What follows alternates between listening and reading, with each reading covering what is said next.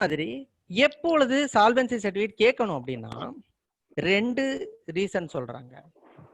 ஒன்னு என்னன்னா, cases of doubt, சந்தேகத்தின் அடிப்படையில ஒரு சூரிட்டி கொண்டு வந்து ப்ரொடியூஸ் பண்றாங்க, அந்த சால்வெண்டா இருக்கானா இல்லையான்றதுல ஒரு டவுட் இருக்கு அப்படின்னா, சப்போஸ் அது போகஸ் சூரிட்டி அப்படின்னு நமக்கு ஒரு டவுட் வந்தது அப்படின்னா அப்ப சால்வன்சி சர்டிபிகேட் கேட்கலாம்.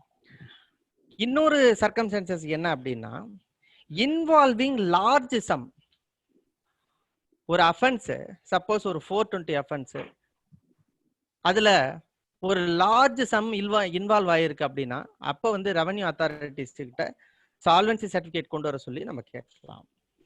இது ஒண்ணு. அடுத்து சால்வெண்டா இல்லையா அப்படின்னு டிசைட் பண்றதுக்கு அஃபிடவிட் இஸ் இனஃப். யாரோட அஃபிடவிட்? சூரிட்டியோட அஃபிடவிட் இஸ் இனஃப். சூரிட்டி அஃபிடவிட்ல சொல்லியிருந்தா போதும், கோர்ட் பிலீவ் பண்ணலாம், பட் டெஸ்டிஃபை பண்ணிக்கலாம், விட்னஸ் சூரிட்டியை டெஸ்டிஃபை பண்ணிக்கலாம். அடுத்து இதுல 4வது சப் ரூல் கொஞ்சம் இம்பார்ட்டன்டான சப் ரூல் புதுசா கொண்டு வந்திருக்காங்க. என்ன கொண்டு வந்திருக்காங்கன்னா, இந்த பாண்ட் அமௌண்ட்டை பொறுத்த வரைக்கும்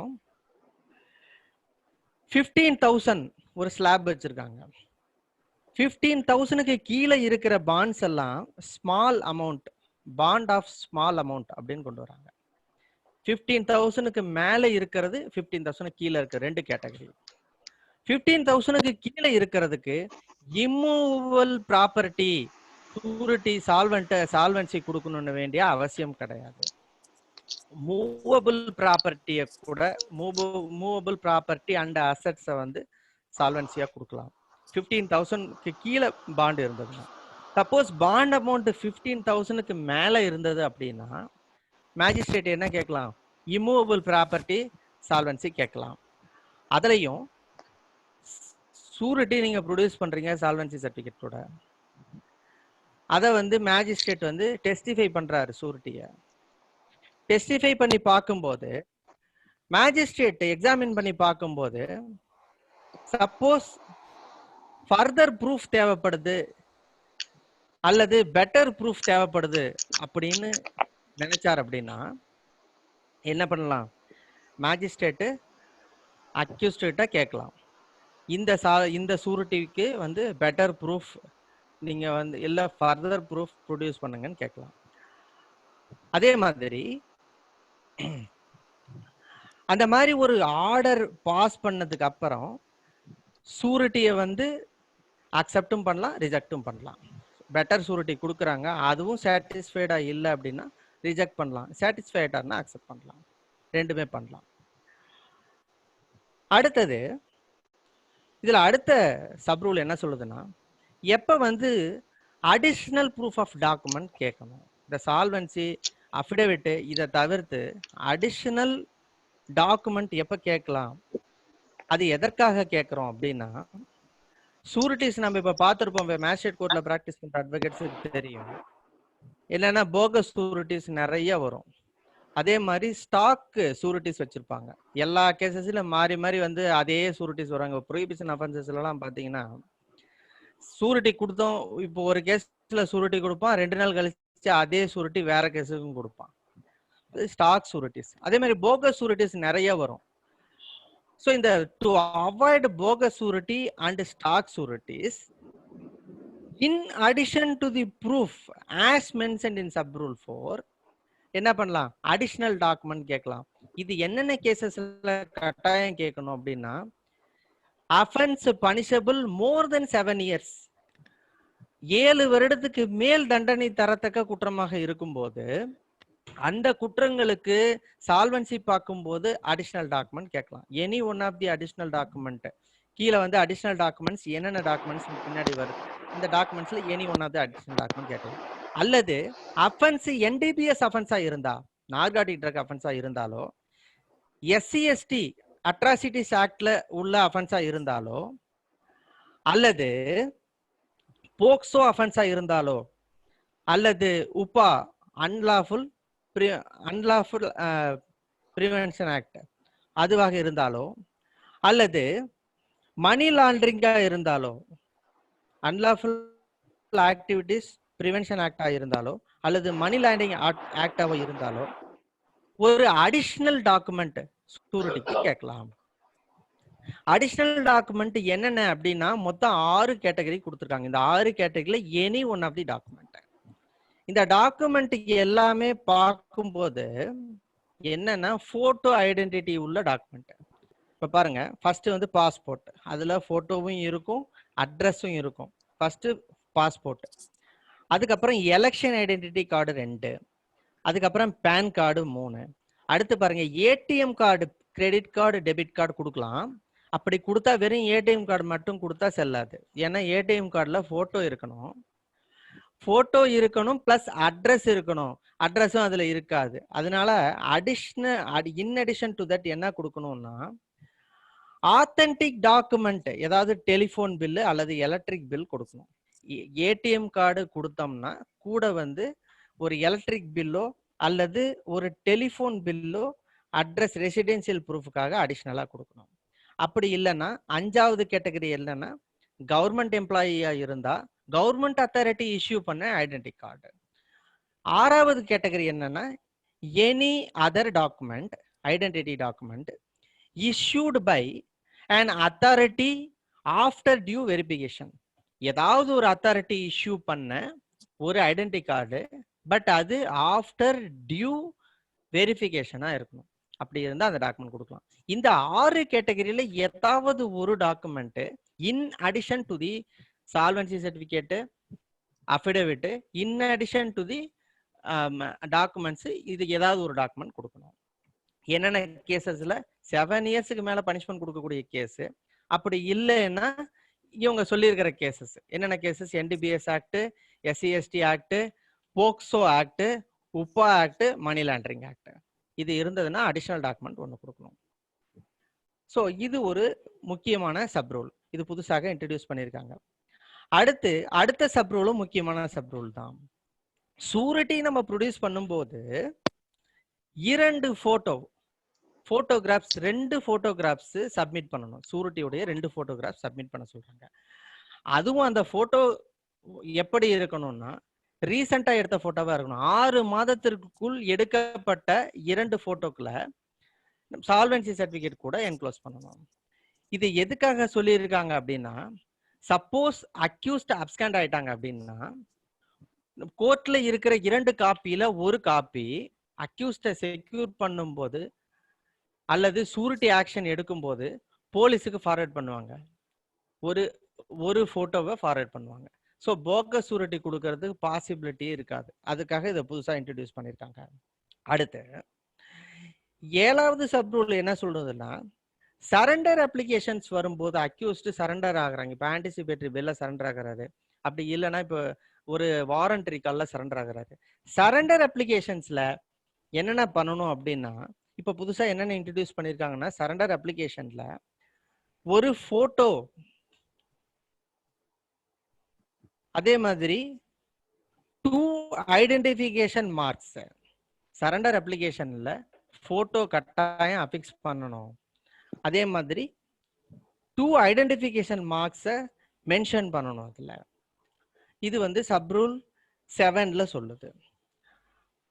அதே மாதிரி பின்னாடி இது வரப்போகுது, அதாவது சரண்டர் பெட்டிஷன் தேவையா இல்லையா அதெல்லாம் வரப்போகுது. ஏன்னா ஆன்டிசிபேட்டரி பெயிலுக்குன்னே தனியா ஒரு ரூல் இருக்கு. ஏன்னா ஆன்டிசிபேட்டரி பெயிலை பொறுத்த வரைக்கும் செஷன்ஸ் கோர்ட், ஹை கோர்ட் மட்டும் தான் கொடுக்க முடியும். மேஜிஸ்ட்ரேட் கோர்ட்டுக்கு என்ன பவர் இருக்கு, சரண்டரை அக்செப்ட் பண்ணிட்டு சூரிட்டி பார்க்குற பவர் மட்டும்தான். ஸோ அதுக்கு பின்னாடி ஒரு ரூல் வரப்போகுது. ஆன்டிசிபேட்டரி பெயில என்ன ஃபாலோ பண்ணணும் அப்படின்னு அந்த ரூல் சொல்லுது. ஃபர்ஸ்ட் வந்து ஆன்டிசிபேட்டரி பெயில தரவா படிக்கணும், அதுல இருக்கிற டைரக்ஷன்ஸை முதல்ல ஃபாலோ பண்ணணும். அதுக்கப்புறம் சரண்டர் அப்ளிகேஷன் தேவைன்னு அதுல ஆர்டர்ல சொல்லியிருந்தா மட்டும்தான் சரண்டர் அப்ளிகேஷன் வாங்கணும், இல்லைன்னா சரண்டர் அப்ளிகேஷன் நாட் நெசசரி. அதே மாதிரி வாங்கினதுக்கு அப்புறம் என்னென்ன ப்ரொசீஜர்ஸ் ஃபாலோ பண்ணணும் அதெல்லாம் பின்னாடி ரூல்ல வரப்போகுது. இப்போ இதுல பொறுத்த வரைக்கும் சரண்டர் அப்ளிகேஷன்ல போட்டோ அஃபிக்ஸ் பண்ணணும். போட்டோ அஃபிக்ஸ் பண்ணதுக்கு அப்புறம் 2 ஐடென்டிஃபிகேஷன் மார்க்ஸ் அதை வந்து நம்ம அதுல கொடுக்கணும். அதே மாதிரி ஒரு ஐடி ப்ரூஃப் கொடுக்கணும். சரண்டர் அப்ளிகேஷன்ல சரண்டர் ஆர் அக்யூஸ்ட் உடைய ஒரு ஐடி ப்ரூஃப் கொடுக்கணும். இந்த 3 விஷயங்கள் அதுல பார்க்க வேண்டியது இருக்கு. அடுத்து சப் ரூல் 8 பொறுத்த வரைக்கும் ஒரு ஆர்டர், ஒரு செஷன்ஸ் கோர்ட்ல இருந்து ஒரு ஆன்டிசிபேட்டரி ஆர்டர் அல்லது ஒரு சஸ்பென்ஷன் ஆஃப் சென்டென்ஸ் ஆர்டர் அனுப்புறாங்க அப்படின்னா, இப்ப புதுசா இதை இன்ட்ரடியூஸ் பண்ணியிருக்காங்க. போஸ்டல் என்வலப்ல அனுப்புறது மட்டும் இல்லாம அபிஷியல் இமெயில்ல ஃபார்வேர்ட் பண்ணலாம். அதுவும் பாரு, இமெயில்ல ஃபார்வேர்ட் பண்ணலாம் அப்படின்னு மட்டும் இல்ல, இமெயில் அபிஷியல் இமெயில்ல ஃபார்வேர்ட் பண்ணும். அப்ப அபிஷியல் இமெயில் என்ன? ஒவ்வொரு கோர்ட்டுக்கும் ஒரு இமெயில் ப்ரொவைட் பண்ணியிருக்காங்க. அந்த இமெயிலுக்கு செஷன்ஸ் கோர்ட்ல இருக்கிற இமெயில்ல இருந்து மேஜிஸ்ட்ரேட் கோர்ட்ல இருக்கிற இமெயிலுக்கு அந்த ஆர்டரை ஃபார்வேர்ட் பண்ணணும். அந்த மாதிரி ஆர்டர் ரிசீவ் பண்ணிட்டாங்கன்னா அதை வச்சு கூட நம்ம சூரிட்டி பார்த்துக்கலாம். அடுத்து, suppose the accused is unable to produce sureties வைங்க. இப்ப பாருங்க, ஒரு அக்யூஸ்ட் இருக்காரு. அவர் வந்து சே ஃபார் எக்ஸாம்பிள் ஒரு மகாராஷ்டிரா அக்யூஸ்ட்னு வைங்க. இப்போ லாரியில டிராவல் பண்ணி வராரு, ஒரு அஃபென்ஸ் கமிட் பண்ணிடுறாரு. இப்போ ஒரு ரோடு ஆக்சிடென்ட் கேஸ் பண்ணிடுறாருன்னு வைங்க. ஸோ அவர் வந்து சூரிட்டி இங்க லோக்கல்ல இருந்து சூரிட்டியை கூட்டிட்டு வர முடியாது, மகாராஷ்டிரால இருந்து சூரிட்டியை கூட்டிட்டு வர முடியாது. அந்த மாதிரியான கேசஸ்ல அனேபிள் டு ப்ரொடியூஸ் சூரிட்டிஸ் அப்படின்னா மேஜிஸ்ட்ரேட் என்ன பண்ணலாம் அப்படின்னா, செக்ஷன் 445 ஆஃப் சிஆர்பிசி 445 சிஆர்பிசி ப்ரொசீஜரை ஃபாலோ பண்ணலாம். 445 சிஆர்பிசி என்ன சொல்லுது? Deposit instead of recognizance. So bond 15,000 rupees அப்படின்னா 15,000 rupees கேஷ் டெபாசிட் பண்ண சொல்லி கேஷை ரிசீவ் பண்ணிட்டு பாண்ட் எக்ஸிக்யூட் பண்ணலாம். அதான் 445. இது எதற்கு அப்படின்னா, unable not able to produce சூரிட்டிஸா இருந்தால் தான் மேஜிஸ்ட்ரேட்டு அவர் 445 பவரை இன்வோக் பண்ணி டெபாசிட் வாங்கலாம். இந்த விஷயங்கள் எல்லாம் ரூல் 14ல இருக்கு. அடுத்து ரூல் 15, 16, 17 வேண்டாம். அது வந்து எக்ஸாம் பாயிண்ட் ஆஃப் வியூக்கும் இன்னும் உபயோகரமா இருக்காது, பிராக்டிஸுக்கும் உபயோகரமா இருக்காது. அடுத்து ரூல் நம்பர் 18க்கு போயிடலாம். 18 என்ன அப்படின்னா, accepting sureties when anticipatory bail is granted by the high court or sessions. நான் இப்ப சொன்னேன் இல்லைங்களா, ஆன்டிசிபேட்டரி பெயிலுக்குன்னே தனியா ஒரு ரூல் இருக்கு அப்படின்னு. அந்த ரூல் தான் ரூல் நம்பர் 18. இந்த ரூல் நம்பர் 18ல மொத்தம் 3 சப் ரூல்ஸ் இருக்கு. இந்த 3 சப் ரூல்ல நான் சென்டென்ஸ் பை சென்டென்ஸ் படிக்க போறது இல்ல. அதுல என்ன விஷயங்கள் இருக்குன்னு மட்டும் சொல்றேன். ஃபர்ஸ்ட் சப் ரூல்ல என்ன இருக்கு அப்படின்னா, ஒரு ஆன்டிசிபேட்டரி பெயில் ஆர்டரை மேஜிஸ்ட்ரேட் ரிசீவ் பண்ணார் அப்படின்னா, செஷன்ஸ் கோர்ட்ல இருந்தோ ஹை கோர்ட்ல இருந்தோ ரிசீவ் பண்ணார்னா ஃபர்ஸ்ட் என்ன பண்ணணும்? Shall go through the order and act in accordance with the directions. கட்டாயம் ஆர்டரை தரவா படிக்கணும் மேஜிஸ்ட்ரேட். படிச்சுட்டு shall act in accordance with the direction. அந்த ஆன்டிசிபேட்டரி பெயிலில் செஷன்ஸ் ஜட்ஜோ ஹைகோர்ட் ஜட்ஜோ என்ன டைரக்ஷன்ஸ் கொடுத்துருக்காங்களோ அந்த டைரக்ஷன் பிரகாரம் மேஜிஸ்ட்ரேட் ஆக்ட் பண்ணணும். இதுதான் சப்ரூல் 1, முக்கியமான சப்ரூல். ரெண்டாவது, unless there is no specific direction, surrender petition not necessary. அதுல அந்த ஆர்டர்ல the accused is directed to surrender before the magistrate அப்படின்ற வார்த்தை இருக்கான்னு பார்க்கணும். அந்த டைரக்ஷன் அந்த பெயில் ஆர்டர்ல இருக்கா? directed to surrender before the magistrate Trichy அப்படி இருந்தது அப்படின்னா surrender petition necessary. The accused is directed to furnish surety before judicial magistrate to the satisfaction of JM அப்படின்னு மட்டும் இருந்தது அப்படின்னா சரண்டர் பெட்டிஷன் நாட் நெசசரி. இது ரீசன்ட் டெவலப்மெண்ட் ரூல்ஸ் ஆஃப் பிராக்டிஸ்ல. அதே மாதிரி 3வது சப் ரூல் என்ன அப்படின்னா, சப்போஸ் ஒரு ஆன்டிசிபேட்டரி பெயில்ல நம்ம அக்யூஸ்ட சரண்டர் பண்றோம் அலாங் வித் சூரிட்டிஸ். ஆன்டிசிபேட்டரி பெயில்ல என்ன யூசுவல் கண்டிஷன் இருக்கும்? he should surrender before the magistrate within 15 days from the date of order இருக்கும் இல்லைங்களா? நம்ம ஆர்டர் வாங்கிட்டு வந்து செகண்ட் டே நம்ம வந்து சரண்டர் பண்றோம். சரண்டர் பண்ணிட்டு அலாங் வித் சூரிட்டி சரண்டர் பண்றோம். இப்ப புது ரூல்ஸ் பிரகாரம் என்ன பண்ணணும்? சால்வன்சி சரண்டர் பெட்டிஷன்ல போட்டோ ஒட்டணும், ஒட்டிட்டோம். ஐடென்டிட்டி ப்ரூஃப் வைக்கணும், வச்சுட்டோம். ஐடென்டிஃபிகேஷன் மார்க்ஸ் நம்ம வந்து நோட் பண்ணிட்டோம். அதே மாதிரி சூரிட்டிஸை பொறுத்த வரைக்கும் ஒரு அஃபிடேவிட் வைக்கணும் வச்சுட்டோம், சால்வன்சி சர்டிஃபிகேட் வைக்கணும் வச்சுட்டோம், 2 போட்டோ வைக்கணும் வச்சுட்டோம், எல்லாமே பண்ணிட்டோம். இப்போ மேஜிஸ்ட்ரேட் வாங்கி பார்க்கறாரு. வாங்கி பார்க்கும்போது if the magistrate is not satisfied with the solvency certificate furnished by you or he is not satisfied with the surety produced by you, in a case what is the procedure to be followed by the magistrate? என்ன பண்ணணும்? யூசுவலா என்ன பண்றாங்க magistrate? அப்படியே ஒட்டுமொத்த பேப்பர்ஸையும் கையில கொடுத்துருவாங்க. கொடுத்துட்டு surety rejected, fresh surety furnish பண்ணுங்க. இன்னும் சில கோர்ட்ல என்ன பண்றாங்க, சரண்டர் அக்செப்ட்னு எழுதிட்டாங்கன்னா உள்ள அனுப்புவாங்க. ஸோ இதெல்லாம் கிளாரிஃபை பண்றதுக்காக தான் இந்த சப் ரூல் வந்திருக்கு. அக்யூஸ்ட உள்ள அனுப்ப முடியாது. இப்ப என்ன பண்ண சொல்றாங்க அப்படின்னா, சூரிட்டி கொடுத்துருக்கிற அஃபிடவிட்டை அக்செப்ட் பண்ணிட்டு, இப்போ உங்களுக்கு சால்வன்சி சர்டிபிகேட்ல தான் டவுட், இல்ல சூரிட்டியுடைய அட்ரஸ்ல டவுட், இல்ல சூரிட்டியுடைய ஐடி ப்ரூஃப்ல டவுட். இப்போ என்ன பண்ணலாம் அப்படின்னா, சரண்டர் அக்செப்ட் பண்ணிக்கலாம். சால்வன்சி சர்டிபிகேட் கூட கொடுத்துருக்கிற சூரிட்டியோட அஃபிடவிட்டை அக்செப்ட் பண்ணிக்கலாம். ஏன்னா அஃபிடவிட் சோன்டு அஃபிடவிட், அட்டஸ்டட் பை அட்வொகேட் இல்லைன்னா கெஸ்டட் ஆஃபீஸர் அந்த மாதிரி.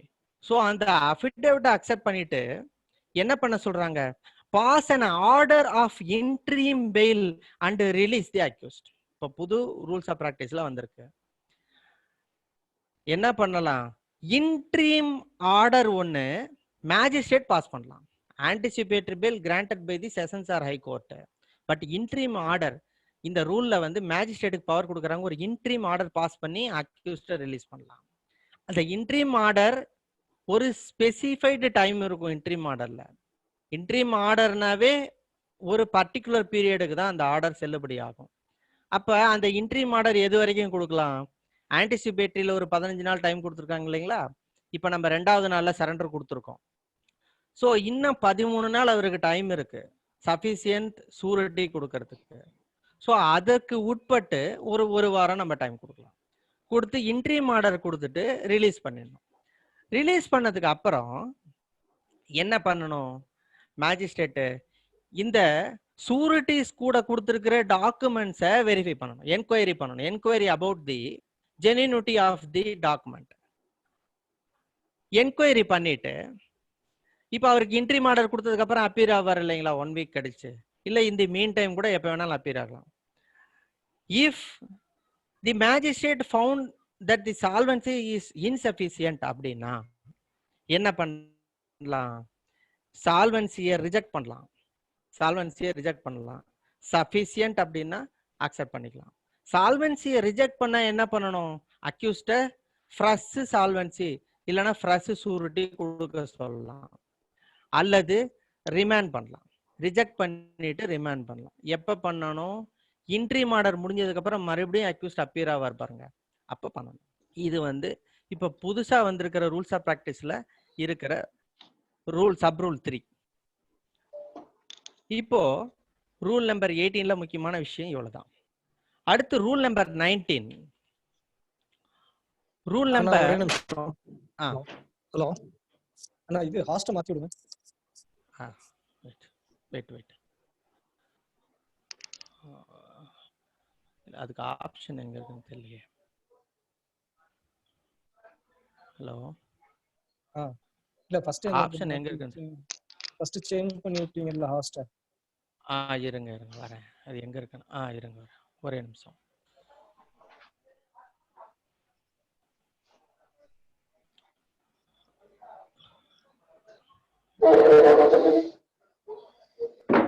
மாறிடுச்சான்னு பாருங்க.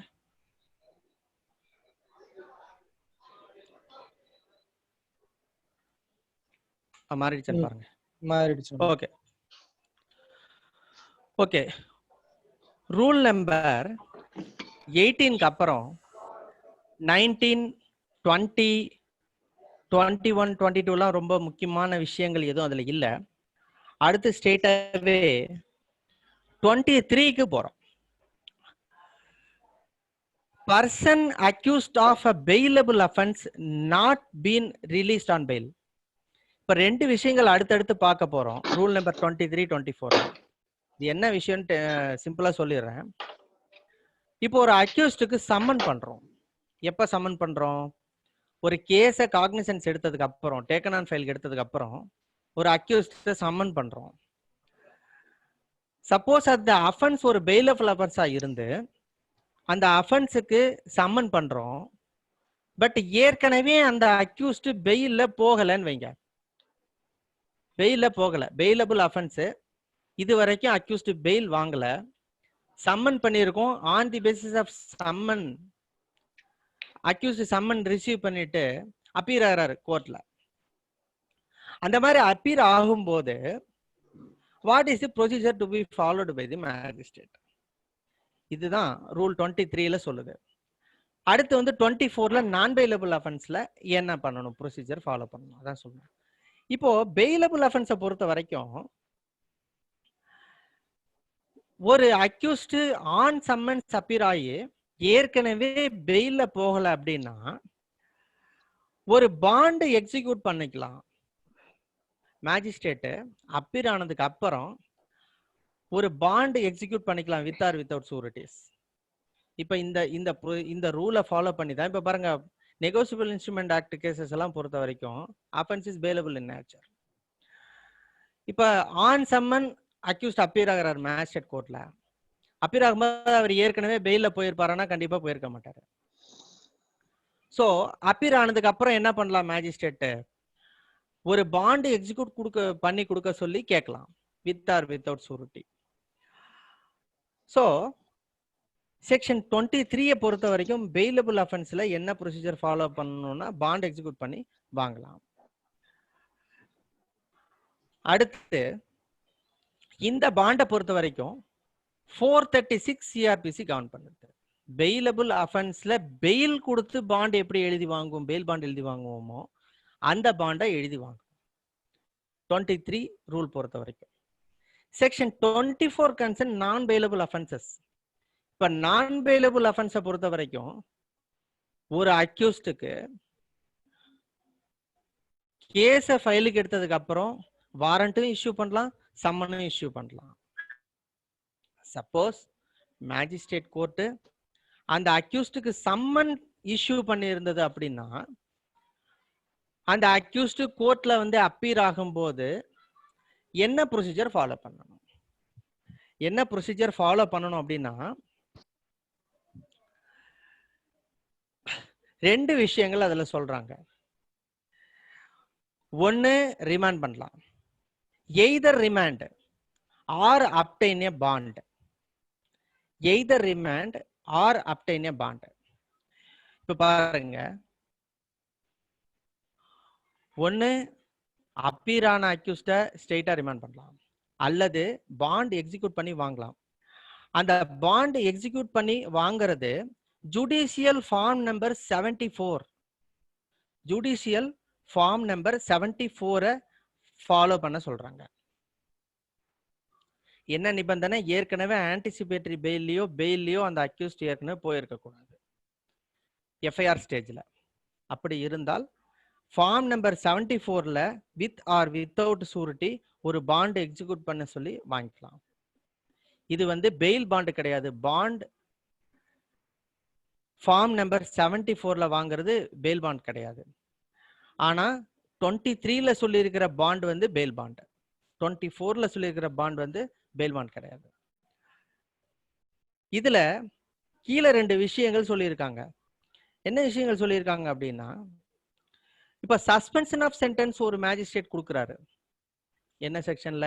389 கிளாஸ் 3ல கொடுக்குறாரு. அந்த சஸ்பென்ஷன் ஆஃப் சென்டென்ஸ் கிராண்ட் பண்ணும்போது மேஜிஸ்ட்ரேட் முக்கியமா ஒரு விஷயத்த பார்க்கணும்.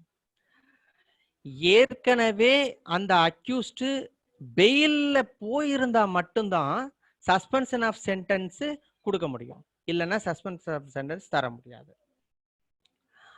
அதே மாதிரி இதுல இன்னொரு முக்கியமான விஷயம் சொல்றாங்க. சப்ரூல் 2ல என்ன முக்கியமான விஷயம் சொல்றாங்க அப்படின்னா,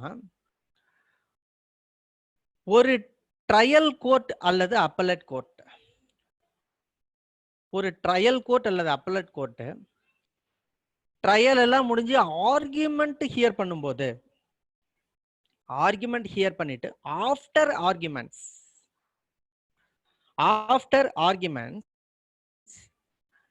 அக்யூஸ்ட் கிட்ட பாண்ட் எக்ஸிக்யூட் பண்ண சொல்லி கேட்கலாம். அந்த பாண்ட் என்ன bond? Bail bond. Bail bond execute பண்ண சொல்லி கேட்கலாம் வித் ஆர் வித்அவுட் சூரிட்டிஸ்.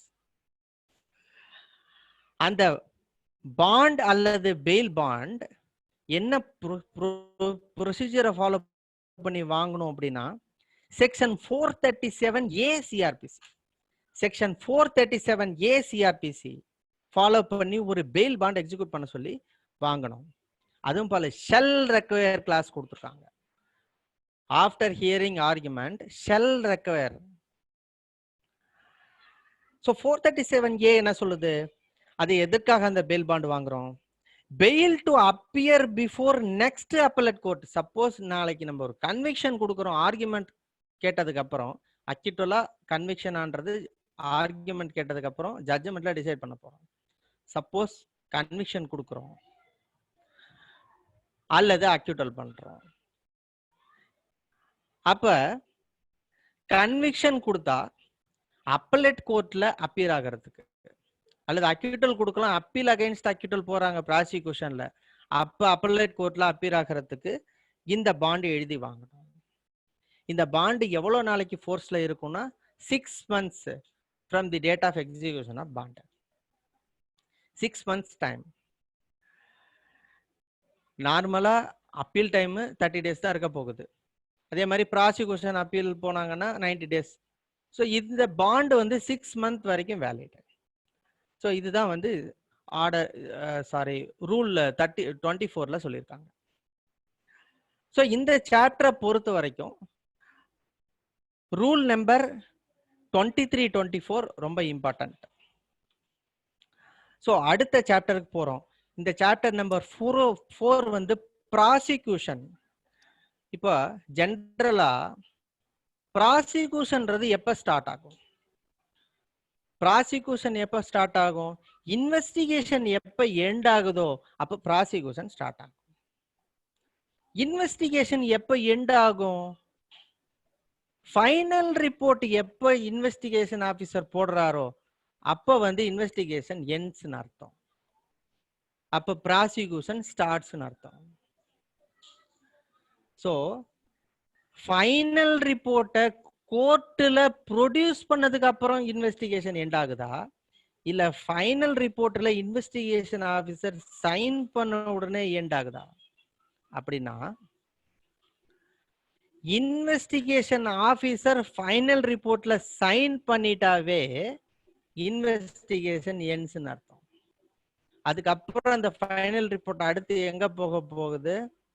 பப்ளிக் ப்ராசிக்யூட்டர்கிட்ட போகும் ஃபார் அப்ரூவல். ஸோ ஃபைனல் ரிப்போர்ட்ல ஐஓ சைன் பண்ணிட்டா அவருடைய பார்ட் முடிஞ்சது. அடுத்த அப்ரூவலுக்கு போகும், அதுக்கப்புறம் கோர்ட்டுக்கு வரும். ஸோ இந்த ப்ராசிக்யூஷனை பொறுத்த வரைக்கும் rule number 25 filing of final report. நீதிமன்றத்துல ஃபைனல் ரிப்போர்ட்டை ஃபைல் பண்றதுல என்னென்ன ப்ரொசீஜர்ஸ் இருக்கு அதுதான் ரூல் நம்பர் 25 சொல்லுது. ரூல் நம்பர் 25ல இம்பார்ட்டன்டான பல விஷயங்கள் இருக்கு.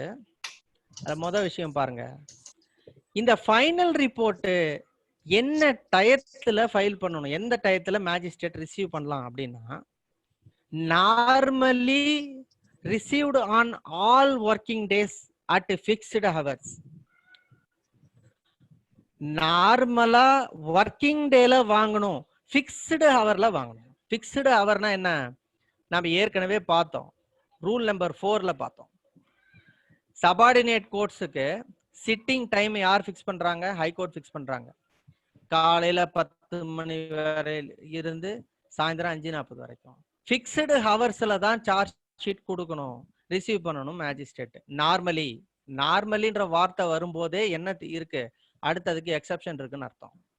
ஸோ நார்மலி ஒர்க்கிங் டேவா இருக்கணும், கோர்ட் பிசினஸ் ஹவரா இருக்கணும்.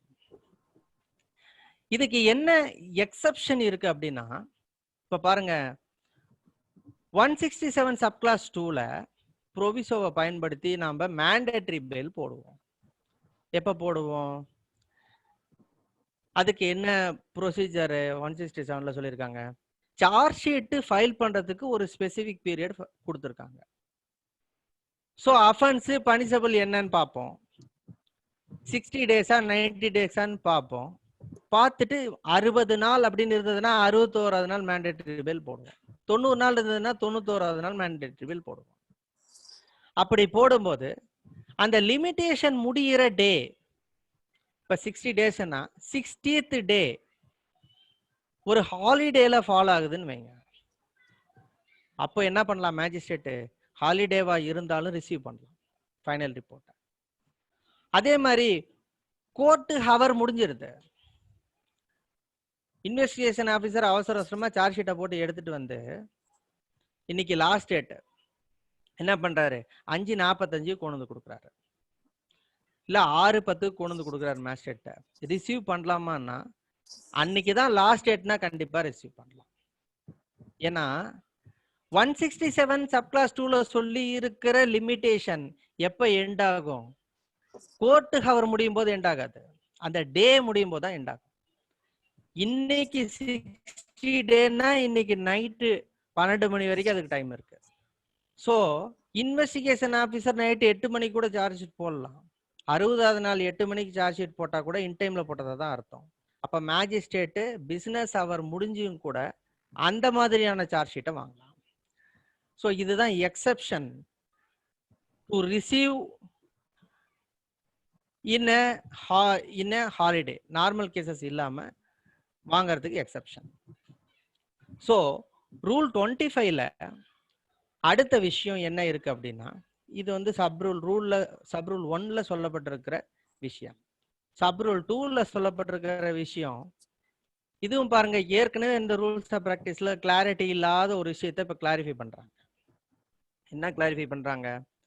இப்ப பாருங்க, நமக்கு ஏற்கனவே ஒரு 10 வருஷம் 20 வருஷத்துக்கு முன்னாடி பிராக்டிஸ் பண்ண அட்வொகேட், சீனியர் அட்வொகேட்ஸுக்கு தெரியும். ஏர்லியர் டேஸ்லாம் எப்படின்னா, ஃபைனல் ரிப்போர்ட் ஃபைல் பண்ணி டேக்கன் ஆன் ஃபைல் எடுத்ததுக்கு அப்புறம் அக்யூஸ்டுக்கு சம்மன் பண்ணுவாங்க. வந்து அப்பீர் ஆனதுக்கு அப்புறம் 207ல காப்பீஸ் கொடுக்குறாங்க இல்லைங்களா? அந்த 207 காப்பீஸை யாரு ப்ரிப்பேர் பண்ணுவாங்க அப்படின்னா, மேஜிஸ்ட்ரேட் கோர்ட்ல இருக்கிற காப்பீஸ்ட் ப்ரிப்பேர் பண்ணுவாரு. ஒரிஜினலை பார்த்து டைப் பண்ணி compare with original, typed by, compared by, அப்புறம் ஹெட்லார்க்கு சைன் பண்ணி ஃப்ரீ காப்பி ஃபர்னிஷ் பண்ணுவாங்க 207ல. இப்போ அந்த ப்ரொசீஜர்ஸ் எல்லாம் இப்போ போயிடுச்சு. இப்போ என்ன, xerox copies investigation officer final report file பண்ணும் போதே எத்தனை அக்யூஸ்ட் இருக்காங்களோ அத்தனைக்கு காப்பீஸ், ஜெராக்ஸ் காப்பீஸை போலீஸே ஃபர்னிஷ் பண்றாங்க மேஜிஸ்ட்ரேட்ல. அதை ரிசீவ் பண்ணலாமா, அதை வந்து அக்யூஸ்டுக்கு கொடுக்கலாமா ஃப்ரீ காப்பியா, அதை கொடுக்கணும்னா எப்படி கொடுக்கணும், இந்த விஷயங்கள் எல்லாம் இந்த சப்ரூல் 2ல கிளாரிஃபை பண்ணிட்டாங்க. Xerox copy investigation officer final report கூட கொடுக்கலாமா என்றால் தி ஆன்சர் இஸ் எஸ், தரலாம். ஹவு மெனி காப்பீஸ், அது வந்து டிபெண்ட்ஸ் அப்பான் தி கேசஸ். அந்த மாதிரி கொடுக்கும் போது என்ன பண்ணுவாரு, இன்வெஸ்டிகேஷன் ஆபீசர் வந்து அட்டஸ்ட் பண்ணி கொடுப்பாரு. அது போதுமா என்றால் போதாது. அதை ரிசீவ் பண்ணதுக்கு அப்புறம் head of the ministerial staff, ministerial clerk யாரு, ஹெட்லார்க், அவர் என்ன பண்ணணும், ஒரிஜினலோட காப்பியை கம்பேர் பண்ணி பார்க்கணும். ஒரிஜினல் யார்கிட்ட இருக்கும், ஃபைனல் ரிப்போர்ட் கூட எல்லா காப்பீஸ் ஒரிஜினலும் ஃபர்னிஷ் பண்ணிருப்பாங்க கோர்ட்ல. ஜெராக்ஸ் காப்பியும் ஒரிஜினலையும் கம்பேர் பண்ணி பார்த்துட்டு head of the ministerial staff, ministerial clerk, அவர் என்ன பண்ணணும், வெரிஃபை பண்ணி பார்த்துரும், கம்பேர் பண்ணி வெரிஃபை பண்ணி அவரு சர்டிஃபை பண்ணணும். யாரு, ஹெட்லார்க் சர்டிஃபை பண்ணணும். என்னன்ட்டு ட்ரூ காப்பி அப்படின்னு சர்டிஃபை பண்ணணும். So even though the xerox copies had already attested by the investigation officer, it must be verified by the head clerk and certified by him. இதுதான் இந்த சப்ரூல் 2ல இருக்கிற முக்கியமான சாராம்சம். அதுவும் பாருங்க, இதை எதற்காக என்டர்டெயின் பண்றோம்னு ரீசனும் சொல்லியிருக்காங்க. என்னது, டு அவாய்டு டிலே. இப்ப பாருங்க, அக்யூஸ்ட் 25 பேர் இருக்கான்னு வைங்க. இப்ப கோர்ட்டே காப்பீஸ் ரெடி பண்ணி கொடுக்கறதுல டிலே ஏற்படும். அதை அவாய்ட் பண்றதுக்காக இந்த ரூலை புதுசா இன்ட்ரடியூஸ் பண்ணிருக்காங்க. அடுத்து சப் ரூல் 3 என்ன சொல்லுது அப்படின்னா, ஏற்கனவே 173 கிளாஸ் 6 இந்த ஃபைனல் ரிப்போர்ட்டை பத்தி சொல்லக்கூடிய சிஆர்பிசி ப்ரொவிஷன் 173 கிளாஸ் 2. அந்த ஃபைனல் ரிப்போர்ட் சொல்லக்கூடிய அந்த ப்ரொவிஷன்ல கீழே ஒரு சப் கிளாஸ் இருக்கும், கிளாஸ் 6. அது என்ன கிளாஸ் 6 அப்படின்னா, இன்வெஸ்டிகேஷன் ஆபீசர் ஒரு 161 ஸ்டேட்மெண்ட்ல இருக்கிற ஒரு போர்ஷன் அதை மட்டும் அக்யூஸ்டுக்கு ஃபர்னிஷ் பண்ண வேண்டாம் அப்படின்னு ரெக்வெஸ்ட் கொடுக்கலாம். அல்லது ஒரு பர்டிகுலர் டாக்குமெண்ட்டை அக்யூஸ்டுக்கு ஃபர்னிஷ் பண்ண வேண்டாம், இதை ஃபர்னிஷ் பண்ணா ஏதாவது பிராக்டிக்கல் டிஃபிகல்டிஸ் இருக்கு, ஏதாவது ஒரு எலண்டோ ப்ராப்ளம் ஏற்படும், இல்லை ஏதாவது ஒரு பிரச்சனை ஏற்படும் அப்படின்னா ஃபர்னிஷ் பண்ண வேண்டாம் அப்படின்ட்டு ரெக்வெஸ்ட் கொடுக்கலாம் இன்வெஸ்டிகேஷன் ஆஃபீஸர். அந்த பர்டிகுலர் ப்ரொவிஷன் இருக்கு இல்லைங்களா, அந்த ப்ரொவிஷனை இந்த ரூல் பாதிக்காது. இதுதான் அந்த சப் ரூல் 3. அடுத்து சப் ரூல் 4 அவ்வளவு முக்கியம் இல்லை, அது கம்ப்ளைண்ட் கேஸை பொறுத்தது, அதை விட்டுறலாம். சப் ரூல் 5 பொறுத்த வரைக்கும் இது முக்கியமான ஒரு டெவலப்மெண்ட். என்ன அப்படின்னா, இப்போ அக்யூஸ்டுடைய போட்டோவை ஃபைனல் ரிப்போர்ட்டோட என்க்ளோஸ் பண்ண சொல்றாங்க. இது இதுக்கு முன்னாடி நடைமுறையில இல்லாத ஒரு ரூல்.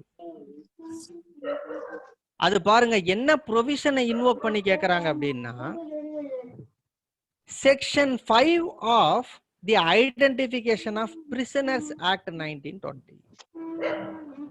ஐடென்டிபிகேஷன் ஆஃப் பிரிசனர்ஸ் ஆக்ட்ல செக்ஷன் 5 இன்வோக் பண்றாங்க. இன்வோக் பண்ணி அக்யூஸ்ட் உடைய போட்டோவை ஃபைனல் ரிப்போர்ட்ல என்க்ளோஸ் பண்ண சொல்றாங்க. இந்த போட்டோ எப்ப எடுக்கணும்? இந்த ரூல்ல என்ன சொல்லியிருக்காங்கன்னா, சப்போஸ் டெஸ்ட் ஐடென்டிபிகேஷன் பெரடு நடக்கிறதா இருக்கு அந்த கேஸ்ல அப்படின்னா, டெஸ்ட் ஐடென்டிபிகேஷன் பெரடு நடந்து முடிஞ்சதுக்கு அப்புறம் தான் இன்வெஸ்டிகேஷன் ஆபீசர் அக்யூஸ்ட போட்டோ எடுக்கணும். டெஸ்ட் ஐடென்டிபிகேஷன் இல்லை அப்படின்னா எப்ப வேணா எடுக்கலாம். சப்போஸ் அக்யூஸ்டே வாலண்டரியா தன்னுடைய போட்டோ கொடுக்கிறார் அப்படின்னா என்ன பண்ணலாம், இன்வெஸ்டிகேஷன் ஆபீசர் அதை ரிசீவ் பண்ணிக்கலாம். இன்னொரு விஷயம் அதுல கூடுதலா என்ன சொல்லியிருக்காங்கன்னா, அந்த அக்யூஸ்ட் பிரிசன்ல இருக்கார் அப்படின்னா எப்படி போட்டோ எடுக்கணும்? in the presence of the prison authority, அதுவும் with the order of the magistrate. Magistrate உத்தரவு ஜெயிலுக்கு கொடுக்கணும். பிரிசன் அத்தாரிட்டியுடைய பிரசன்ஸ்ல அக்யூஸ்டுடைய போட்டோ எடுத்து ஃபைனல் ரிப்போர்ட்ல என்க்ளோஸ் பண்ணுவோம். இந்த விஷயங்கள் தான் இந்த போட்டோ அக்யூஸ்டு போட்டோவை சம்பந்தமாக இந்த சப் ரூல் 5ல இருக்கு. அடுத்து சப் ரூல் 6. சப் ரூல் 6 பொறுத்த வரைக்கும் இதுவும் முக்கியமான ஒரு சப் ரூல். இது இந்த சார்ஜ் ஷீட்டை எப்படி அட்மிட் பண்றது அப்படின்ற விஷயம் பல மேஜிஸ்ட்ரேட் கோர்ட்ல கிளாரிட்டியா இருக்காது. ஸோ இதை கிளாரிஃபை பண்ணியிருக்காங்க இந்த சப் ரூல்ல. இப்போ ஒரு ஃபைனல் ரிப்போர்ட்டை ஒரு இன்வெஸ்டிகேஷன் ஆஃபீஸர் மேஜிஸ்ட்ரேட் கிட்ட ப்ரொடியூஸ் பண்ணும்போது என்ன ப்ரொசீஜர்ஸை ஃபாலோ பண்ணும் மேஜிஸ்ட்ரேட்?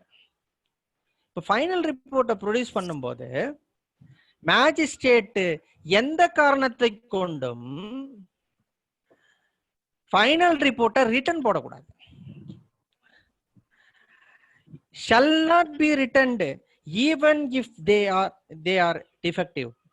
ஃபைனல் ரிப்போர்ட் டிஃபெக்டிவா இருந்தா கூட ஃபைனல் ரிப்போர்ட்டை ரிட்டர்ன் போடக்கூடாது. ஸோ சரி, இப்போ ஃபைனல் ரிப்போர்ட் டிஃபெக்டா இருக்கு, ரிட்டர்ன் போடக்கூடாதுன்னு ரூல் சொல்லியிருக்கு. என்ன பண்ணணும்? What is the procedure to be followed by the magistrate while receiving the defective final report? என்ன பண்ணணும் அப்படின்னா, a separate memorandum shall be issued to rectify the defect.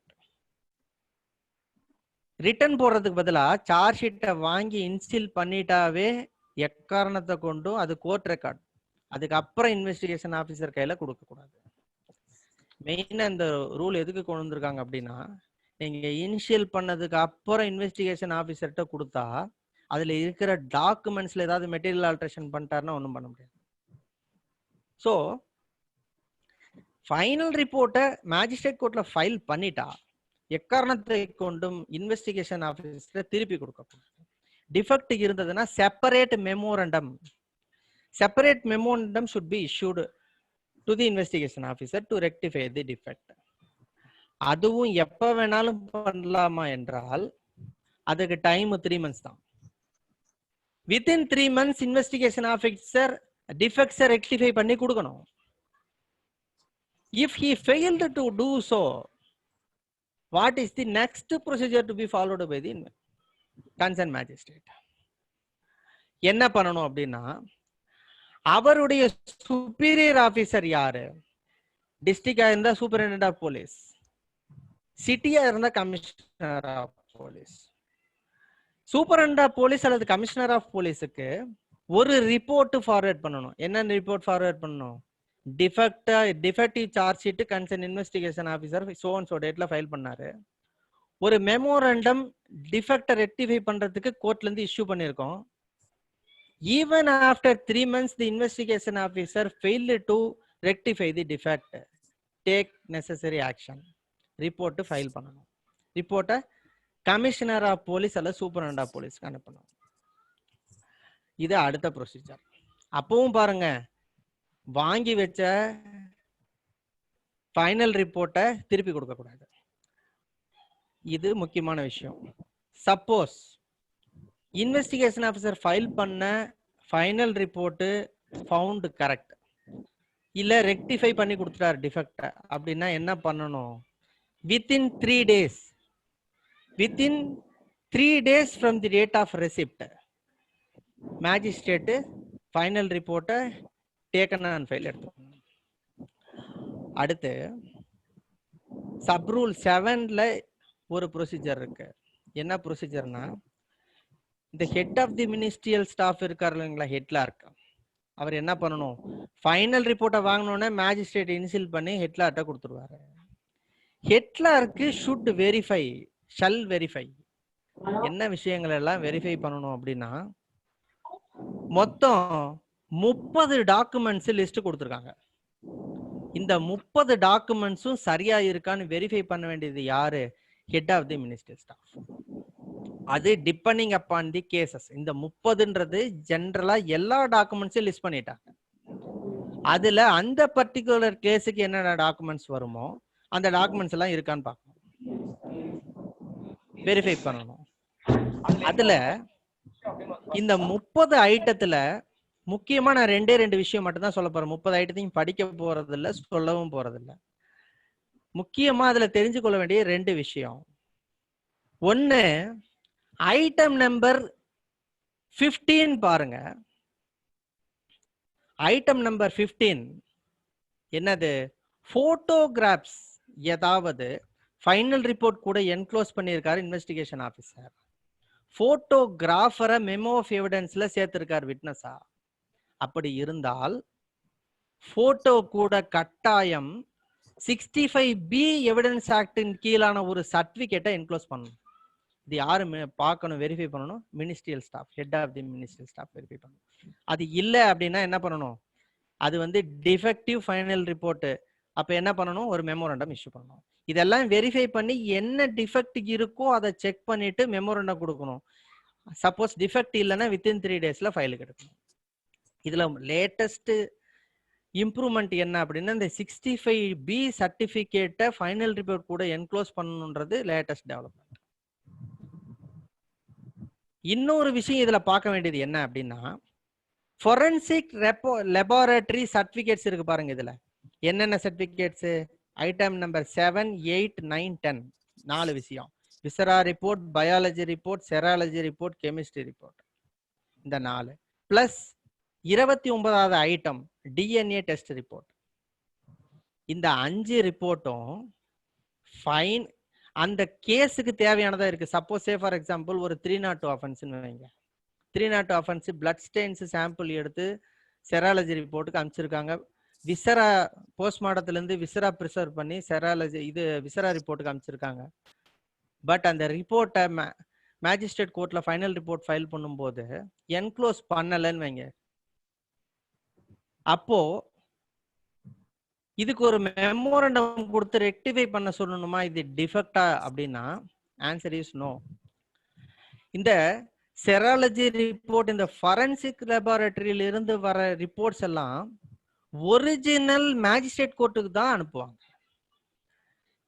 Investigation officer என்ன பண்ணுவாரு, ஒரு ரெக்யூசிஷன் ஜூரிஸ்டிக்ஷனல் மேஜிஸ்ட்ரேட் கொடுப்பாரு.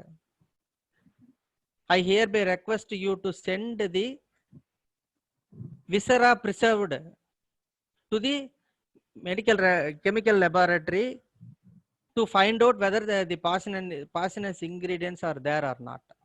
Requisition கொடுப்பாரு. Based on the requisition given by the investigation officer, the concerned magistrate என்ன பண்ணுவாரு, intern அவர் ஒரு requisition forensic laboratory க்கு அனுப்புவாரு. கூட அந்த ஆர்டிகல்ஸ் எல்லாத்தையும் சீல்டு கவர்ல வச்சு ஒரு மெசஞ்சர் மூலமா அனுப்பி வைப்பாங்க. ரிப்போர்ட் யார் ரிசீவ் பண்ணுவாங்க, மேஜிஸ்ட்ரேட் தான் ரிசீவ் பண்ணுவாங்க. ஸோ இந்த லிஸ்ட்ல கொடுத்துருக்கிற இந்த 5 விஷயங்கள் ஃபைனல் ரிப்போர்ட் கூட என்க்ளோஸ் பண்ணலைன்னா கூட ஃபைலுக்கு எடுக்கலாம். இதுதான் இந்த சப் ரூல் 7ல உள்ள முக்கியமான விஷயங்கள். இந்த 30 ஐட்டத்துல எதெல்லாம் இருக்கணும் அப்படின்னா அது depending upon the case, fact and circumstances of the case. இப்போ பாருங்க, இப்போ ஒரு மோட்டார் ஆக்சிடென்ட் கேஸ் அப்படின்னா அதில் என்னென்ன ரிப்போர்ட் செராலஜிலாம் வராது. என்னென்ன வரும், இப்போ ஒரு எம்ஏ ரிப்போர்ட் வரும், டெத் கேஸாக இருந்தால் போஸ்ட்மார்ட்டம் சர்டிஃபிகேட் வரும். இந்த விஷயங்கள் தான் வரப்போகுது. இப்போ ஆஸ் யூஸ்வல் அப்சர்வேஷன் மகஜரு, site plan, statements 161 statements. Apart from that என்ன வரும், ஒரு மோட்டார் ஆக்சிடென்ட் எம்பிஏ ரிப்போர்ட் வரப்போகுது, இல்லைனா ஒரு போஸ்ட்மார்ட்டம் சர்டிஃபிகேட் வரப்போகுது, இன்குவெஸ்ட் வரப்போகுது டெத் கேஸாக இருந்தால். ஸோ இதெல்லாம் சரியா இருக்கான்னு பார்க்கணும், அவ்வளோதான். இதே 302 கேசஸாக இருந்தால் அந்த கேசஸில் என்னென்ன டாக்குமெண்ட்ஸ் எல்லாம் கவர் ஆகுமோ அந்த டாக்குமெண்ட்ஸ் இருக்கான்னு வெரிஃபை பண்ணணும். தென் இந்த சப்ரூல் 7க்கு கீழே ஒரு நோட் மாதிரி கொடுத்துருக்காங்க. சப்போஸ் இந்த செராலஜி ரிப்போர்ட், கெமிக்கல் ரிப்போர்ட் எல்லாம் கமிட்டல் பண்ற வரைக்குமே வரலன்னு வைங்க. கமிட்டல் பண்ணியாச்சு. இப்ப செஷன்ஸ் கேஸ் கமிட்டல் பண்ணி எல்லா டாக்குமெண்ட்ஸ், மெட்டீரியல் ஆப்ஜெக்ட்ஸ் எல்லாத்தையும் வந்து அனுப்பிச்சாச்சு. கமிட்டல் ப்ரொசீடிங்ஸ் அனுப்பிச்சாச்சு, டாக்குமெண்ட்ஸ் அனுப்பிச்சாச்சு, மெட்டீரியல் ஆப்ஜெக்ட்ஸ் அனுப்பிச்சாச்சு. அதுக்கு அப்புறமா ஒரு ரிப்போர்ட் ரிசீவ் பண்றாரு மேஜிஸ்ட்ரேட் அப்படின்னா என்ன பண்ணணும் அப்படின்னா, immediate to receive such document என்ன பண்ணணும், it must be sent to the sessions court. ஒரிஜினலா செஷன்ஸ் கோர்ட்டுக்கு அனுப்பிச்சிடணும். அதுக்கு முன்னாடி ஒரு copy of that report to be sent to the investigation officer. இது அதுல அடிஷனலா சொல்லி இருக்கிற விஷயங்கள். இதுக்கப்புறம் இந்த சப்ரூல்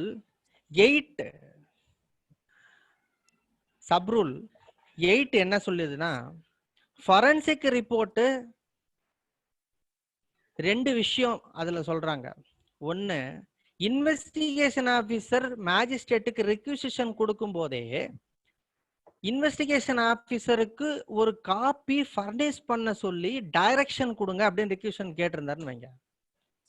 ஃபாரன்சிக் லேபரட்டரிக்கு மேஜிஸ்ட்ரேட் அனுப்புற ரெக்யூசிஷன்ல ஒரிஜினல் அனுப்பிட்டு காப்பி ஒன்று ஐஓக்கு அனுப்புங்கன்னு எனக்கு கேட்டு வாங்கி கொடுங்க அப்படின்ட்டு ரெக்யூசிஷன் ஐஓ கொடுக்குறாரு அப்படின்னா, மேஜிஸ்ட்ரேட்டு அந்த மாதிரி ரெக்யூசிஷன் அனுப்பும் போதே ஒரு காப்பி அனுப்ப சொல்லி டைரக்ஷன் கொடுக்கலாம்.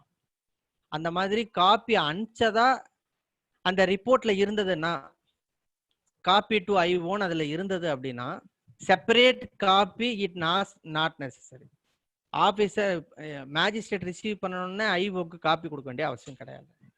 சப்போஸ் ஒரிஜினல் மட்டும்தான் வருது, இன்வெஸ்டிகேஷன் ஆஃபீஸர் காப்பி போகல அப்படின்னா, ஃப்ரீ ஆஃப் காஸ்ட் ரிசீவ் பண்ண உடனே மேஜிஸ்ட்ரேட் ஒரு காப்பி இன்வெஸ்டிகேஷன் ஆஃபீஸருக்கு கொடுக்கணும்.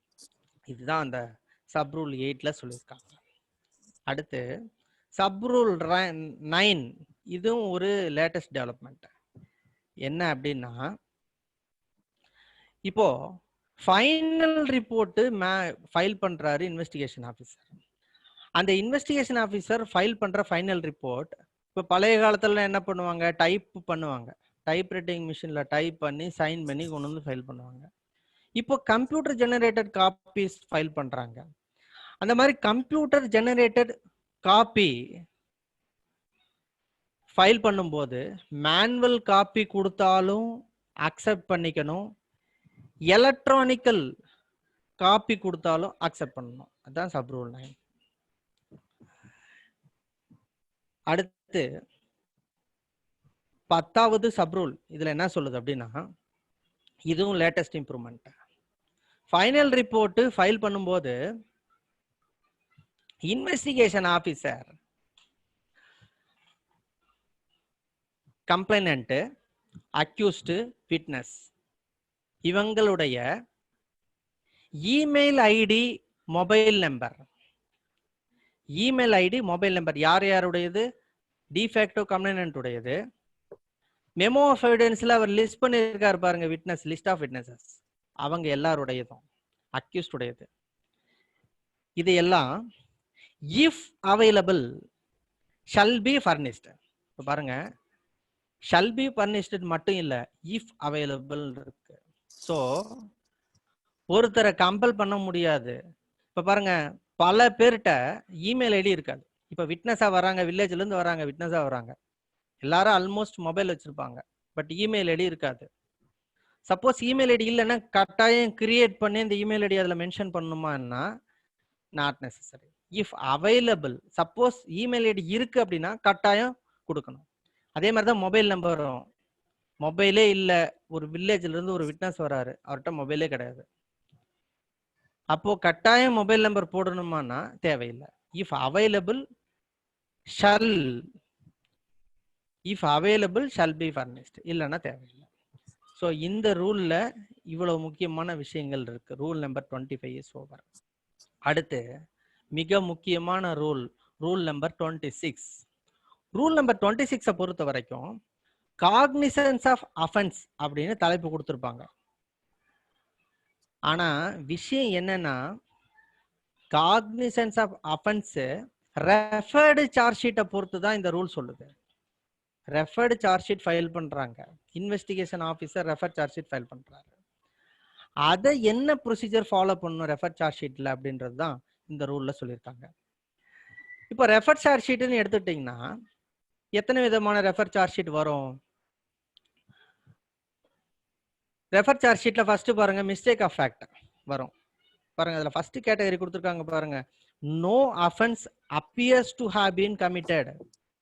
இன்வெஸ்டிகேஷன் ஆபீசர் போய் இன்வெஸ்டிகேட் பண்ணி பாக்குறாரு, அந்த மாதிரியான ஒரு சம்பவமே நடைபெறவில்லைன்னு தெரியுதுன்னு வைங்க, அப்ப என்னன்னு க்ளோஸ் பண்ணுவாங்க, மிஸ்டேக் ஆஃப் ஃபேக்ட்னு சொல்லி க்ளோஸ் பண்ணுவாங்க.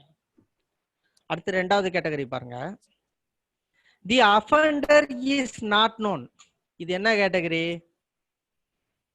Further action dropped category, FAD. இப்ப refer charge sheet FAD, further action dropped. இப்ப பாருங்க, ஒரு ஹிட் அண்ட் ரன் கேஸ்ன்னு வைங்க. ஹிட் அண்ட் ரன் கேஸ், ரோடுல ஒரு பெடஸ்ட்ரியன் நடந்து போயிட்டு இருக்காரு, வேகமா பின்னாடி வந்து ஒரு வண்டி இடிச்சிட்டு நிக்காம போயிடுது. இப்ப என்ன பண்றாரு, லோக்கல்ல இருக்கிற விஏஓ ஒரு கம்ப்ளைண்ட் கொடுக்குறாரு, இல்ல நெய்பரர் யாராவது கம்ப்ளைண்ட் கொடுக்குறாரு, யாராவது ஒரு ஐ விட்னஸ் கம்ப்ளைண்ட் கொடுக்குறாங்க. Based on that complaint FIR registered under section 279 304A IPC. Investigation start பண்றாரு. இப்ப பாருங்க, இடிச்ச வண்டி யாரு எதுன்னு தெரியாது, டிரைவர் யாருன்னு தெரியாது. இவர் இன்வெஸ்டிகேஷன் ஆன வரைக்கும் பாக்குறாரு, is not able to trace out the accused, the offender is not known. இப்ப என்ன பண்ணுவாரு, ஃபர்தர் ஆக்ஷனை டிராப் பண்ணி ஒரு ரெஃபர் சார்ஜ் ஷீட் போடுவாரு. அந்த மாதிரியான கேசஸ். மூணாவது கேட்டகரி பாருங்க, நம்ம பல கேஸ்ல பார்த்திருப்போம், எஃப்ஐஆர் போடும்போது ஒரு 15 அக்யூஸ்ட் போடுவாங்க, இல்ல மற்றும் 15 அடையாளம் தெரிந்த பெயர் தெரியாத நபர்கள்னு போடுவாங்க எஃப்ஐஆர்ல. ஆனா சார்ஜ் ஷீட் போடும்போது A1 மேல A2 மேல A3 மேல மட்டும் சார்ஜ் ஷீட் போட்டு மீதி இருக்கிறவங்க எல்லாம் டெலீட் பண்ணுவாங்க.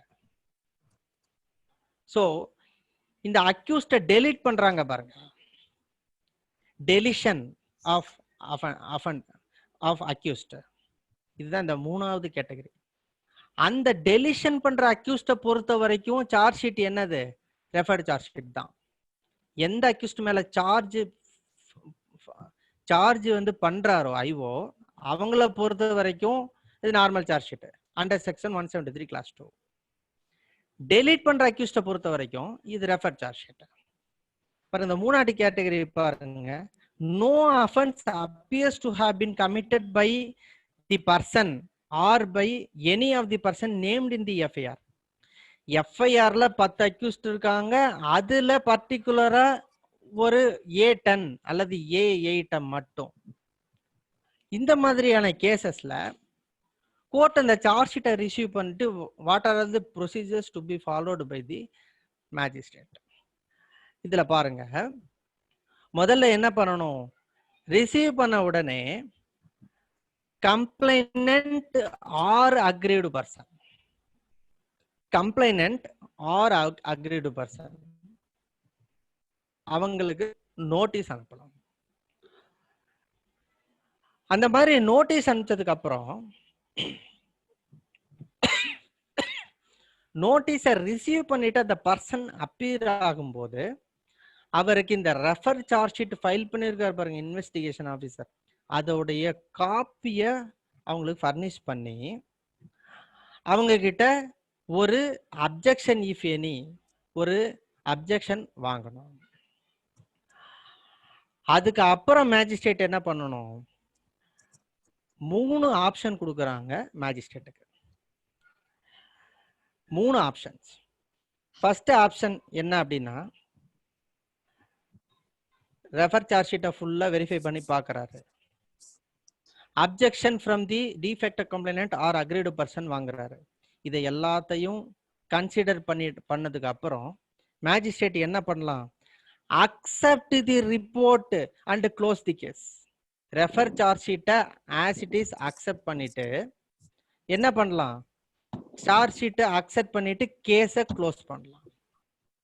இது வந்து ஃபர்ஸ்ட் ஆப்ஷன் மேஜிஸ்ட்ரேட்டுக்கு.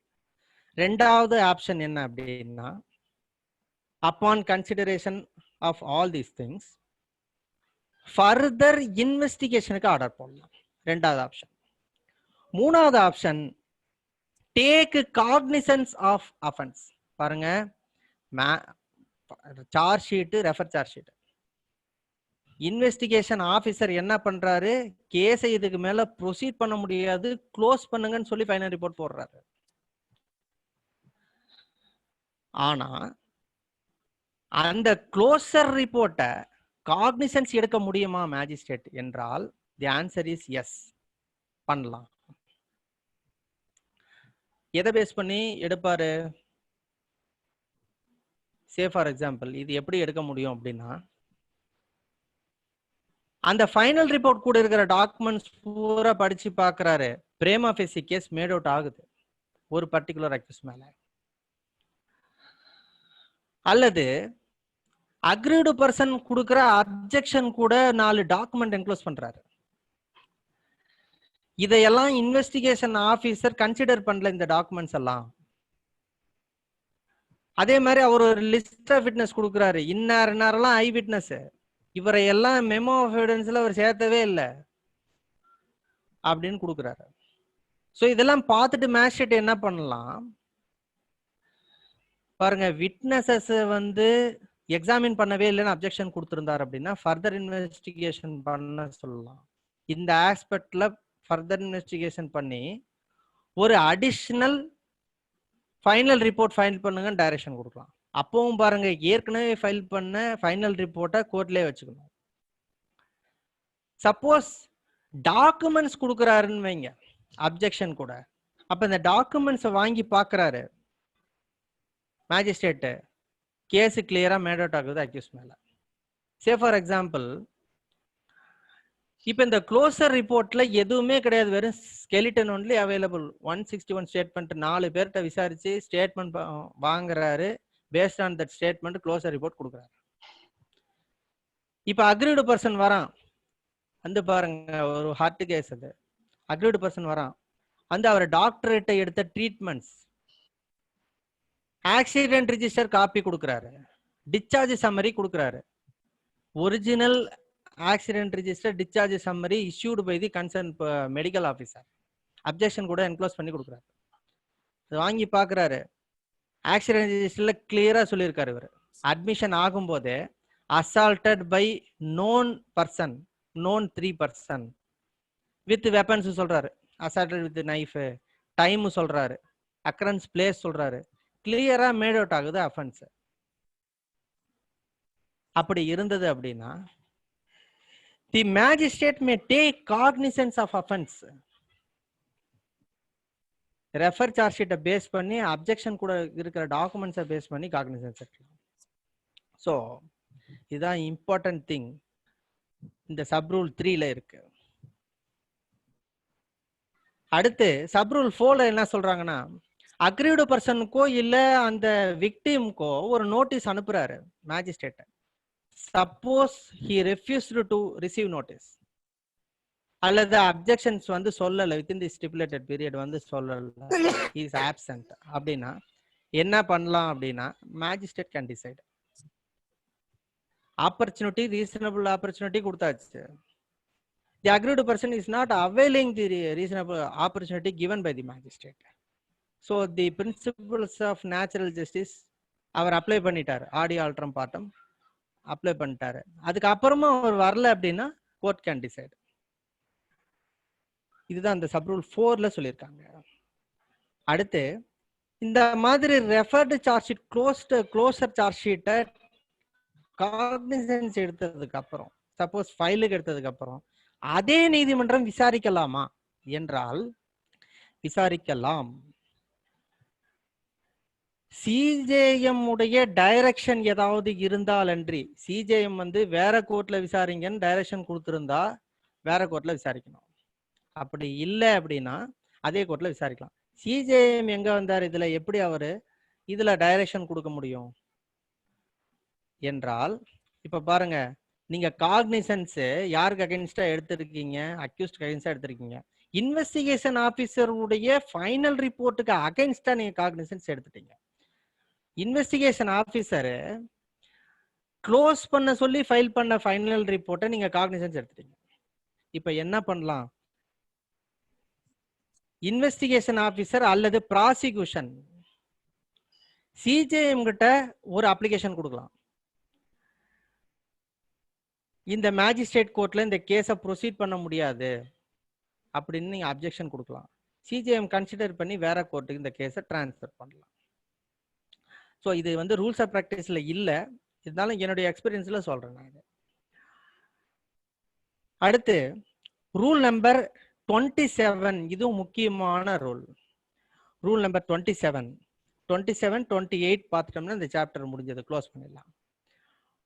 27 என்னன்னா அப்பியரன்ஸ் ஆஃப் அட்வொகேட்ஸ், மிக மிக முக்கியம் நம்மளுடைய சாப்டர். பாருங்க, இதுல ஃபர்ஸ்ட் ரூல் எடுத்த உடனே முதல் ரூல் என்ன சொல்லுது அப்படின்னா, என்ரோல்டு அட்வொகேட் தான் shall permitted to plead in any proceedings. அட்வொகேட்டா என்ரோல் பண்ணியிருக்கிற பர்சன் தான், என்ரோல்டு அட்வொகேட் தான் permitted to plead any proceedings. அதுல ஒரு எக்ஸெப்ஷன் கொடுக்குறான், ஒரு ப்ரொவைடர் கொடுக்குறான். என்ன கொடுத்துருக்காங்க அப்படின்னா, except to prevent a possible miscarriage of justice. அக்யூஸ்டுக்கு பாசிபிள் மிஸ்கேரேஜ் ஆஃப் ஜஸ்டிஸ் இருக்கும் அப்படின்னா, அட்வொகேட்டா என்ரோல் பண்ணாத ஒரு நபரை கூட கேஸை ப்ரொசீட் பண்றதுக்கு பர்மிட் பண்ணலாம். யார் பர்மிட் பண்ணலாம்? அந்த ஜட்ஜ், அந்த கோர்ட் பர்மிட் பண்ணலாம். அப்படி பர்மிட் பண்ணால் அந்த பர்டிகுலர் கேஸை மட்டும்தான் அந்த பர்சன் ப்ரொசீட் பண்ண முடியும். It shall not operate as a general license empowering the person so permitted to plead in all cases. எல்லா கேசஸையும் நடத்துறதுக்கான ஒரு லைசன்ஸா அதை எடுத்துக்க கூடாது அந்த பர்சன். அந்த பர்டிகுலர் கேஸ் எந்த கேஸ்ல பர்மிட் பண்ணிருக்காங்களோ அந்த கேஸ்ல மட்டும் அந்த நடத்தலாம். இந்த ரெண்டாவது ரூல் அந்த மாதிரி நான் அட்வொகேட் பர்சனுக்கு தான் அந்த ரெண்டாவது சப் ரூல் கொடுத்துருக்காங்க. அந்த ரெண்டாவது சப் ரூல் என்ன பண்ணியிருக்காங்க அப்படின்னா, ஒரு பவர் ஆஃப் அட்டார்னி கொடுக்கணும். யாருக்காக அவர் அப்பீர் ஆகிறாரோ அவருக்கு அந்த principal person power of attorney கொடுக்கணும். யார் பிரின்சிபல் பர்சன்? அக்யூஸ்ட். இப்போ பாருங்க, ரெண்டே ஆப்ஷன் தான் இருந்தது. ஒன்னு பார்ட்டி இன் பர்சன் அப்பீர் ஆகலாம் கிரிமினல் ப்ரொசீடிங்ஸ்ல, இல்லைன்னா அட்வொகேட் அப்பீர் ஆகலாம். இப்படி இருந்தது. இப்ப ரூல்ஸ் ஆஃப் பிராக்டிஸ்ல இந்த சின்ன எக்ஸப்ஷனை புகுத்தி இருக்காங்க. இந்த சின்ன எக்ஸப்ஷன்ல என்ன சொல்றாங்கன்னா, ஒரு பர்டிகுலர் அக்யூஸ்டு ஒரு பர்டிகுலர் பர்சனை அதர் தேன் அன் அட்வொகேட்டை என்கேஜ் பண்ணலாம். அதுக்கு அவங்க ரீசன் சொல்லணும், வேலிட் ரீசன். அந்த ரீசன் என்னவா இருக்கணும்னா, prevent a possible miscarriage of justice. இந்த ஒரே காரணத்துக்காக மட்டும்தான் நான் அட்வொகேட்டை என்டர்டெயின் பண்ணலாம். அடுத்து மூணாவது சப்ரூலை பொறுத்த வரைக்கும் என்ன விஷயங்கள் இருக்கு அப்படின்னா, இப்ப பாருங்க, கிரிமினல் ப்ரொசீடிங்ஸ்ல அப்பியரன்ஸ் எடுத்துக்கிட்டா அப்பியரிங் ஃபார் ப்ராசிக்யூஷன் ஒரு சைடு இருக்கு, இன்னொன்னு appearing for defence. Sub rule 3 பொறுத்த வரைக்கும் அப்பியரிங் ஃபார் ப்ராசிக்யூஷன் சொல்லுது. ப்ராசிக்யூஷனுக்கு யார் அப்பியர் ஆவாங்க? யூசுவலா பப்ளிக் ப்ராசிக்யூட்டர்ஸ். இதுல பல கேட்டகரிஸ் இருக்கு. Advocate general, government advocate, public prosecutor, additional public prosecutor, assistant public prosecutor, special public prosecutor. இந்த கேட்டகரியில உள்ளவங்களெல்லாம் அப்பீர் ஆகணும் அப்படின்னா அவங்க வக்காலத்து ஃபைல் பண்ண வேண்டிய அவசியம் இல்லை. இந்த கேட்டகரியில அல்லாத ஒரு நபர் ப்ராசிக்யூஷனுக்கு அப்பீர் ஆனால் அப்போ அந்த நபர் வக்காலத்து ஃபைல் பண்ண வேண்டும். அந்த வக்காலத்துல என்னென்ன விவரங்கள் சொல்லப்பட்டிருக்க வேண்டும்?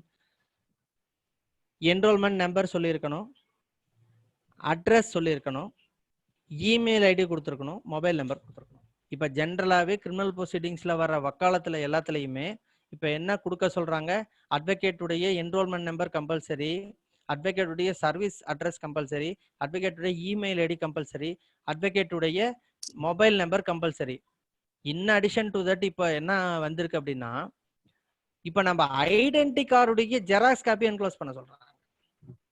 அதுவும் இப்போ சேர்த்து வந்துருச்சு பாருங்க.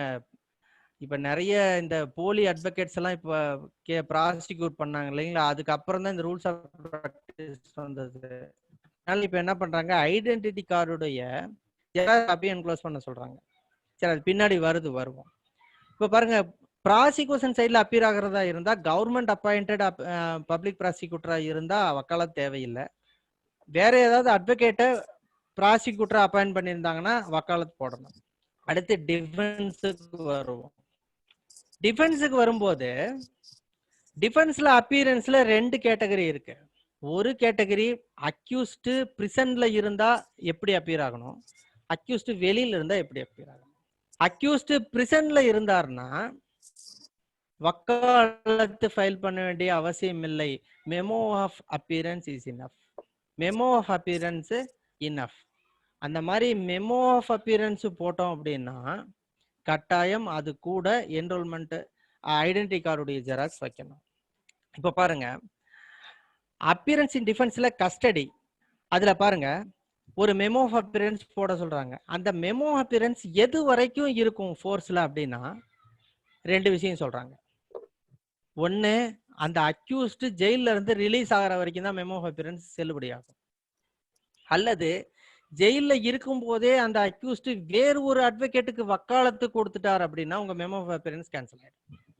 ஸோ 2 விஷயங்கள் அதுல இருக்கு. அடுத்து பாருங்க, இந்த மாதிரி அக்யூஸ்ட் உள்ள இருக்கிறவருக்கு நீங்க மெமோ ஆஃப் அப்பியரன்ஸ் போட்டிருக்கீங்க, ரிலீஸ் ஆன உடனே மெமோ ஆஃப் அப்பியரன்ஸ் கேன்சல் ஆயிடும் இல்லைங்களா?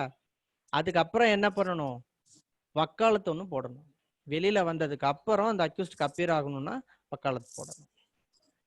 அடுத்து பாருங்க, நான் கஸ்டடி கேசஸ்ல ஸ்டார்டிங்லயே வக்காலத்து தான் நம்ம ஃபைல் பண்ணணும். அந்த வக்காலத்தும் பாருங்க அவங்க ஃபார்ம் கொடுத்துருக்காங்க. அதுலயே பின்னாடி ஃபார்ம் நம்பர் 72, அந்த 72 ஃபார்ம் பிரகாரம் தான் நம்ம வக்காலத்து போட முடியும். Memo of appearance form number 71 கொடுத்துருக்காங்க. நம்ம ஏற்கனவே யூஸ் பண்ணிட்டு இருந்த மெமோ ஆஃப் அப்பியரன்ஸ் வக்காலத்தெல்லாம் இதுல ஃபைல் பண்ண முடியாது. அவங்க கொடுத்துருக்கிற ஃபார்ம்ல தான் இருக்கணும் இந்த வக்காலத்து. அதே மாதிரி வக்காலத்து நம்ம ஃபைல் பண்ணும்போது அதுல என்னென்ன விஷயங்கள்லாம் இருக்கணும் அதுதான் அடுத்து வருது. 7, 8, 9 எல்லாம். வக்காலத்து ஃபார்ம் நம்பர் 72ல தான் இருக்கணும். ஃபார்ம் நம்பர் 72ல தான் இருக்கணும். அடுத்து வக்காலத்து ஃபைல் பண்ணும்போது வக்காலத்து shall be attested. வக்காலத்துல யார் சைன் பண்ணியிருப்பாங்க? அக்யூஸ்ட் சைன் பண்ணியிருப்பாங்க. அதை வந்து ஒரு அட்வொகேட்டோ கெஸ்டட் ஆஃபீஸரோ அதுல லிஸ்ட் கொடுத்துருக்காங்க. அதுல இருக்கிற யாராவது ஒருத்தர் அட்டஸ்ட் பண்ணியிருக்கணும் வக்காலத்துல. அடுத்து வக்காலத்து கஸ்டடியில இருக்கிற அக்யூஸ்ட் கொடுத்தாரு அப்படின்னா, கஸ்டடியில இருக்கிற அக்யூஸ்ட் வக்காலத்து கொடுக்கலாம், அல்லது நாம மெமோ அப்பியரன்ஸ் போடலாம். இப்ப பாருங்க, இது எதுக்காக வந்திருக்கு அப்படின்னா, இப்ப மெமோ ஆஃப் அப்பியரன்ஸ்ல கையெழுத்து தேவையில்லை. இப்போ ஒரு பெயில் அப்ளிகேஷன் நம்ம போடுறோம். போட்டதுக்கு அப்புறம் அதே அக்யூஸ்டுக்கு இன்னொரு அட்வொகேட் பெயில் அப்ளிகேஷன் போடுவாரு, மெமோ ஆஃப் அப்பியரன்ஸ் ஃபைல் பண்ணுவாரு. நாமளும் ஒரு மெமோ அப்பியரன்ஸ் ஃபைல் பண்ணிருப்போம், அவரும் மெமோ அப்பியரன்ஸ் ஃபைல் பண்ணிருப்பாங்க. இப்ப யாருடைய பெயில் அப்ளிகேஷனை எடுத்துக்கிறது? சோ இந்த மாதிரியான கேசஸ்ல வக்காலத்து அப்டைன் ஃப்ரம் தி பிரிசனர், ஜெயில இருக்கிற அக்யூஸ்ட் கிட்ட யாரு வக்காலத்து வாங்கிட்டு வராங்களோ அவங்க தான் வந்து அட்வொகேட் ஆன் ரெக்கார்ட். அந்த மாதிரியான வக்காலத்துல யார் அட்டஸ்ட் பண்ணணும் அப்படின்னா, ஜெயிலர் அல்லது ஸ்டேஷன் ஹவுஸ் ஆபீசர் இல்லைன்னா எனி அதர் ஆபீசர். யார் கஸ்டடியில் அந்த அக்யூஸ்ட் இருக்கானோ அந்த ஆபீசர் அதுல அட்டஸ்டேஷன் பண்ணணும். அதுல நார்மல் அட்டஸ்டேஷன் அட்வொகேட்டோ இல்ல வேற கெஸ்டட் ஆபீசர்ட்டோ அட்டஸ்டேஷன் வாங்க முடியாது. இந்த விஷயங்களை வந்து சப் ரூல் 9 சொல்லுது. அடுத்து சப் ரூல் 10 என்ன சொல்லுதுன்னா, அந்த வக்காலத்தை நம்ம அக்செப்ட் பண்ணணும். இந்த அக்செப்ட் பண்றதுல பாருங்க புதுசா கிளாரிட்டி கொடுத்துருக்காங்க. ஏற்கனவே இந்த ரூல்ஸ் ஆஃப் பிராக்டிஸோட இப்போ இன்னும் கிளியரா கிளாரிட்டி கொடுத்துருக்காங்க. என்ன கிளாரிட்டி கொடுத்துருக்காங்க? நம்ம பாருங்க, ஒரு அட்வொகேட்டு ஒரு வக்காலத்து போடுறோம்னா நார்மலா என்ன பண்ணுவோம்? நம்ம ஆபீஸ்ல ஒரு சீனியர் அட்வொகேட் இருக்காரு, அவருக்கு கீழே ஒரு 4 ஜூனியர்ஸ் இருக்காங்க. வக்காலத்துல 5 பேர் போட்டிருப்போம். இப்ப யாராவது ஒருத்தர் அக்செப்ட் பண்ணா போதுமானா, தி ஆன்சர் இஸ் நோ. வக்காலத்துல எந்தெந்த அட்வொகேட்டுடைய பேர் இருக்கோ, இப்ப சீனியர் அட்வொகேட் பிளஸ் 2 ஜூனியர்னா 3 பேரும் அக்செப்ட் பண்ணிருக்கணும். செவரல் அட்வொகேட்ஸ் இருந்தாங்கன்னா எவ்ரி அட்வொகேட் மஸ்ட் அக்செப்ட். இதுதான் அந்த கிளாரிட்டி இப்ப கொடுத்துருக்காங்க. அதுக்கப்புறம் ஸ்பெஷல் வக்காலத்து அண்டர் செக்ஷன் 205, ஸ்பெஷல் வக்காலத்து அண்டர் செக்ஷன் 205 இது எதுல வரும்? 205ல என்ன சொல்றாங்க? இந்த மாதிரி இந்த ஃபைன் மட்டுமே கட்டக்கூடிய அஃபென்சஸ், பெட்டி அஃபென்சஸ்க்கு ஸ்பெஷல் வக்காலத்து போடுறது. அதுக்கும் இதே மாதிரி ஸ்பெஷல் வக்காலத்து ப்ரொசீஜர்ஸ் ஃபாலோ பண்ணணும். அடுத்து சப் ரூல் 12 என்ன சொல்லுது அப்படின்னா, மெமோ ஆஃப் அப்பியரன்ஸ் நம்ம ஃபைல் பண்ணோம் அப்படின்னா it must be accompanied with copy of identity card. இது ஸ்பெஷலா சப் ரூல்லயே சொல்லிட்டாங்க. அடுத்து சப் ரூல் 13 முக்கியமான சப் ரூல். எப்ப வந்து வக்காலத்து டெர்மினேட் ஆகும், வக்காலத்து எப்ப இன்வேலிடா போகும் அப்படின்ட்டு அதுல 4 விஷயங்கள் சொல்லியிருக்காங்க. ஃபர்ஸ்ட் பாருங்க, வக்காலத்து எப்ப இன்வேலிட் ஆகும்? Demise of the party. யாரு வக்காலத்து கொடுத்தாரோ அந்த அக்யூஸ்ட் இறந்து போயிட்டார் அப்படின்னா வக்காலத்து இன்வேலிட். அல்லது டிமைஸ் ஆஃப் தி அட்வொகேட், வக்காலத்து யாருக்கு கொடுத்துருக்காலும் அந்த அட்வொகேட் இறந்து போயிட்டாலும் வக்காலத்து இன்வேலிட்.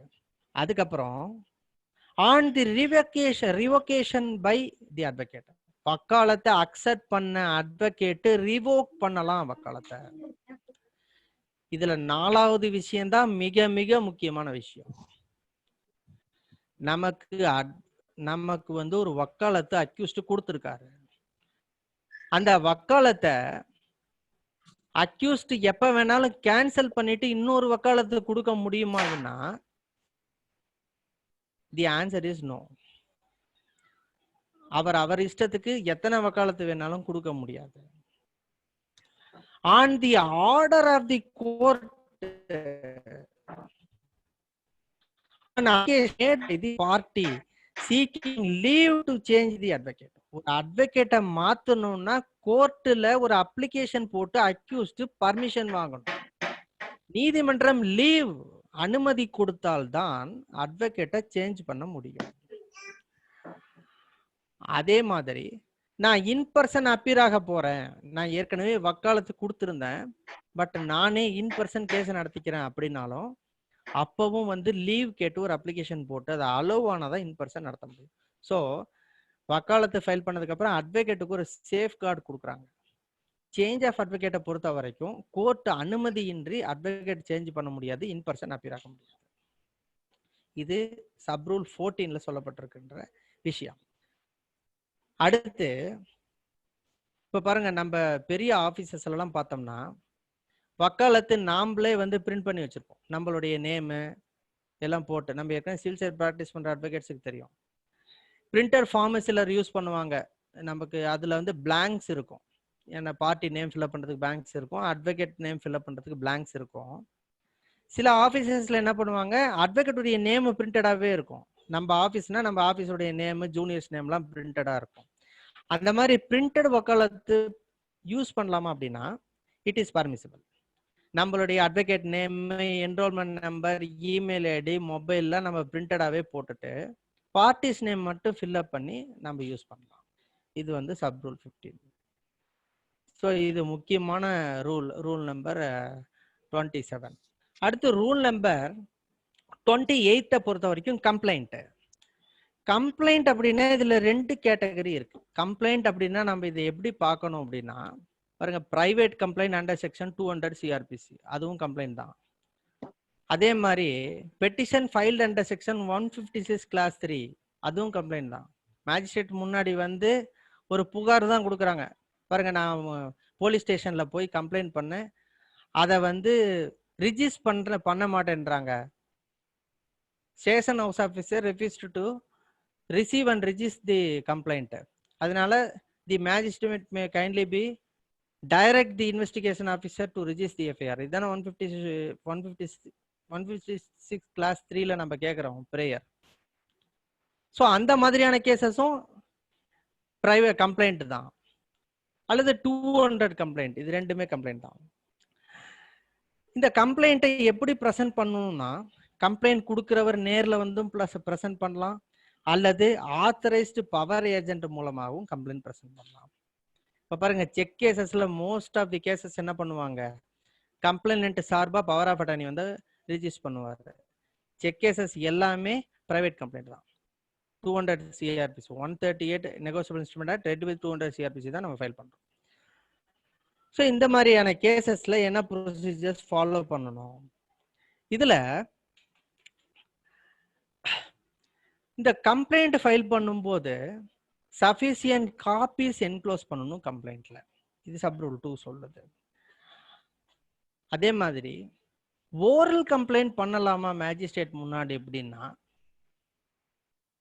பாருங்க,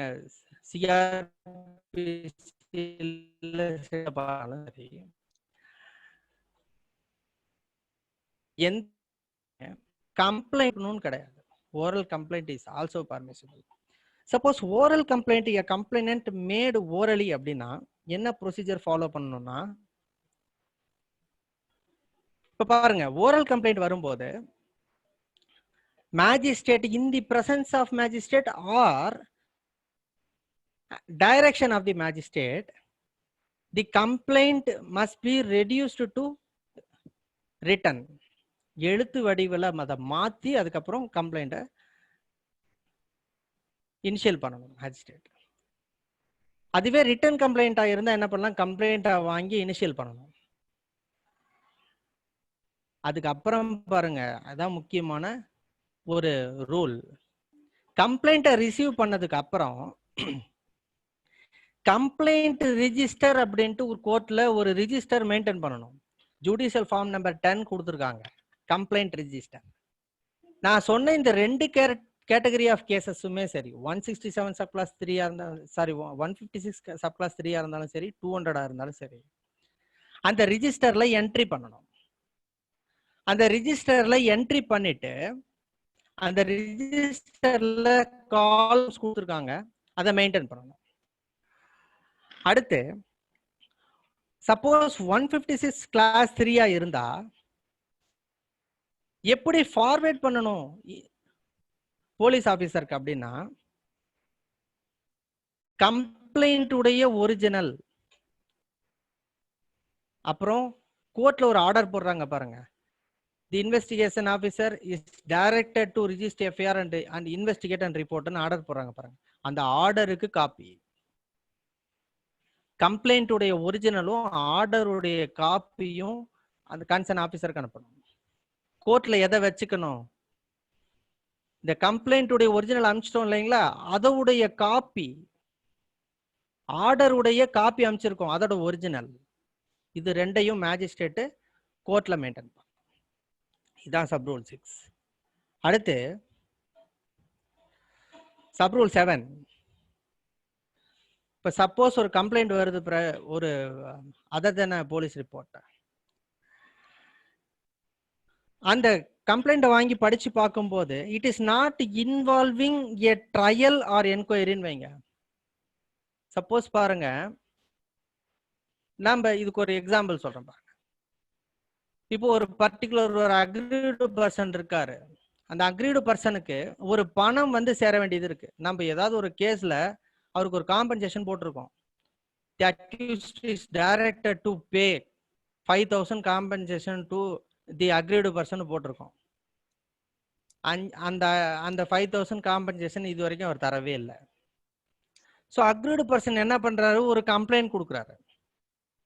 As per the direction given by the court, the particular person is refused to or failed to pay compensation. இதுதான் கம்ப்ளைண்ட். ஸோ இந்த கம்ப்ளைண்ட்டுக்கு ஒரு ட்ரையல் தேவையா, என்கொயரி தேவையான தேவையில்லை. So merely collection of amount recoverable as fine, இதுதான் அந்த category. அந்த மாதிரி கேட்டகரியில இது நோ ரெகுலர் கேஸ். அந்த மாதிரி கேட்டகரியில என்ன பண்ணலாம், directly enter register of distress warrant. Distress வாரண்ட்டுக்கு ஒரு ரிஜிஸ்டர் இருக்கு, அதுல என்ட்ரி பண்ணிட்டு ஸ்ட்ரெயிட்டா வாரண்ட் இஷ்யூ பண்ணலாம். டிஸ்ட்ரஸ் வாரண்ட் எதுக்கு இஷ்யூ பண்ணுவாங்க, collection of fine. Distress warrant யாருக்கு இஷ்யூ பண்ணுவாங்க, கலெக்டருக்கு இஷ்யூ பண்ணி ரெவன்யூ ஒரு RR ஆக்ட் பிரகாரம் நடவடிக்கை எடுக்க சொல்லுவாங்க, அதான் டிஸ்ட்ரஸ் வாரண்ட். அந்த மாதிரி வாரண்ட் இஷ்யூ பண்ணலாம். இதுதான் சப் ரூல் 7. ஸோ இதுக்கப்புறம் 8, 9, 10 அவ்வளோ இம்பார்ட்டன்ட் இல்லை.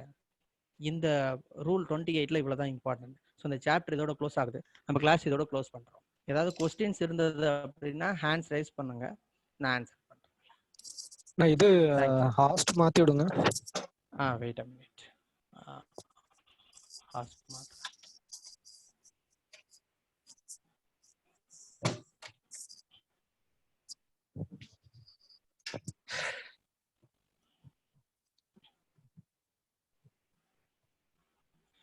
செக் பண்ணுங்க, எதுவும் கொஸ்டின்ஸ் இல்லைன்னா நம்ம வைண்ட் அப்.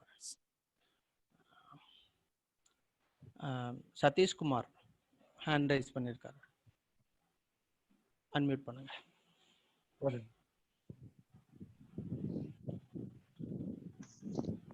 ஹலோ சார், வணக்கம் சார். ஹலோ வணக்கம் சார், சொல்லுங்க சார். வணக்கம் சார். வணக்கம் சார். ஒன்றும் இல்லைங்க சார், நம்ம 25/7 சொன்னீங்க இல்லைங்க சார், அந்த விஸ்ரா ரிப்போர்ட், அந்த விஸ்ரா ரிப்போர்ட்ல வந்துங்க சார், இப்போ போலீஸுக்கு வந்து ஃபைனல் ரிப்போர்ட் பண்ணிடுறாங்க, அதுல காப்பீஸ் வந்து என்னென்னு கொடுத்துறாங்க. இடையில வந்து அந்த விஸ்ரா அனுப்புறதுக்காக ஒரு ரிக்வெஸ்டேஷன் கொடுக்குறாங்க, அதை கோர்ட் மூலியமா அனுப்புறாங்க. அது ரிப்போர்ட் ஒரிஜினல் வந்து கோர்ட்டுக்கு வந்துருது, ஒரு காப்பி ஐஓக்கு போயிருது. ஆமா. அந்த இடையில வந்து போலீஸ் வந்து அந்த விசாரணை ரிப்போர்ட் இல்லாம சார்ஜ் ஷீட் ஃபைல் பண்றாங்க. அதுல ஒரு சில டைம்ல தெரிஞ்சதுன்னா ரெட்டிஃபை பண்ணி ரிட்டர்ன் கொடுப்பாங்க. பழசுல எல்லாம் அப்படியே வச்சுக்கிறாங்க.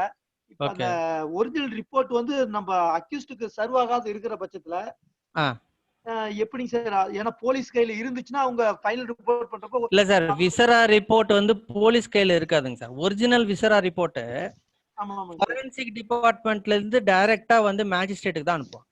ஆமாங்க டூ சார். அட்ரஸ் அப்ப மேஜிஸ்ட்ரேட் தான் இருக்கும். காப்பி வந்து இன்வெஸ்டிகேஷன் ஆபீசருக்கு அவங்களே அனுப்பலாம். அப்படி இல்லைன்னா மேஜிஸ்ட்ரேட் ரிசீவ் பண்ணோன்னே இன்வெஸ்டிகேஷன் ஆபீசருக்கு காப்பி கொடுப்பாங்க.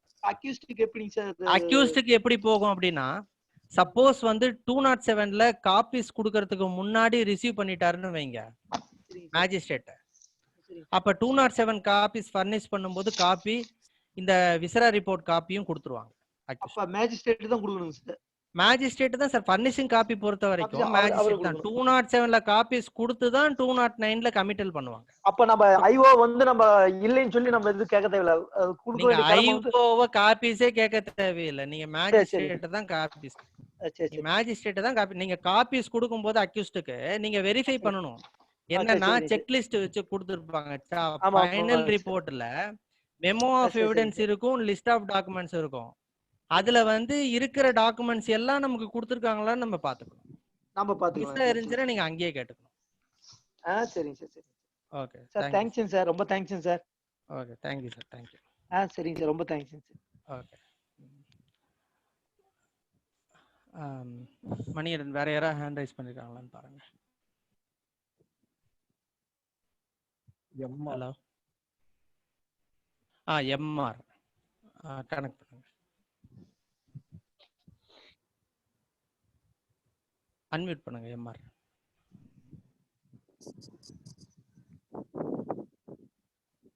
ஹலோ. அன்மியூட் பண்ணிட்டேன். இந்த ஹேண்ட் ரைஸ் பண்ணவங்க இல்லாம மத்தவங்க மைக்லாம் கொஞ்சம் நீங்களே மியூட் பண்ணிக்கோங்க. சில பேருடைய மைக் வந்து அன்மியூட்ல இருக்கு. எம்ஆர் சார் சொல்லுங்க. Hello sir, kindly share number. சொல்லுங்க சார். நம்பர் கொஞ்சம் ஷேர் பண்ணுங்க sir. My number. Yeah. My number is 94432. My number is 94432 13723. 94432 13723. Note பண்ணிட்டீங்களா சார்? சாட் பாக்ஸ்லயே போட்டுடலாம் மணி. என் நம்பர் சாட் பாக்ஸ்ல போட்டுருங்க மணி. 94432 13723.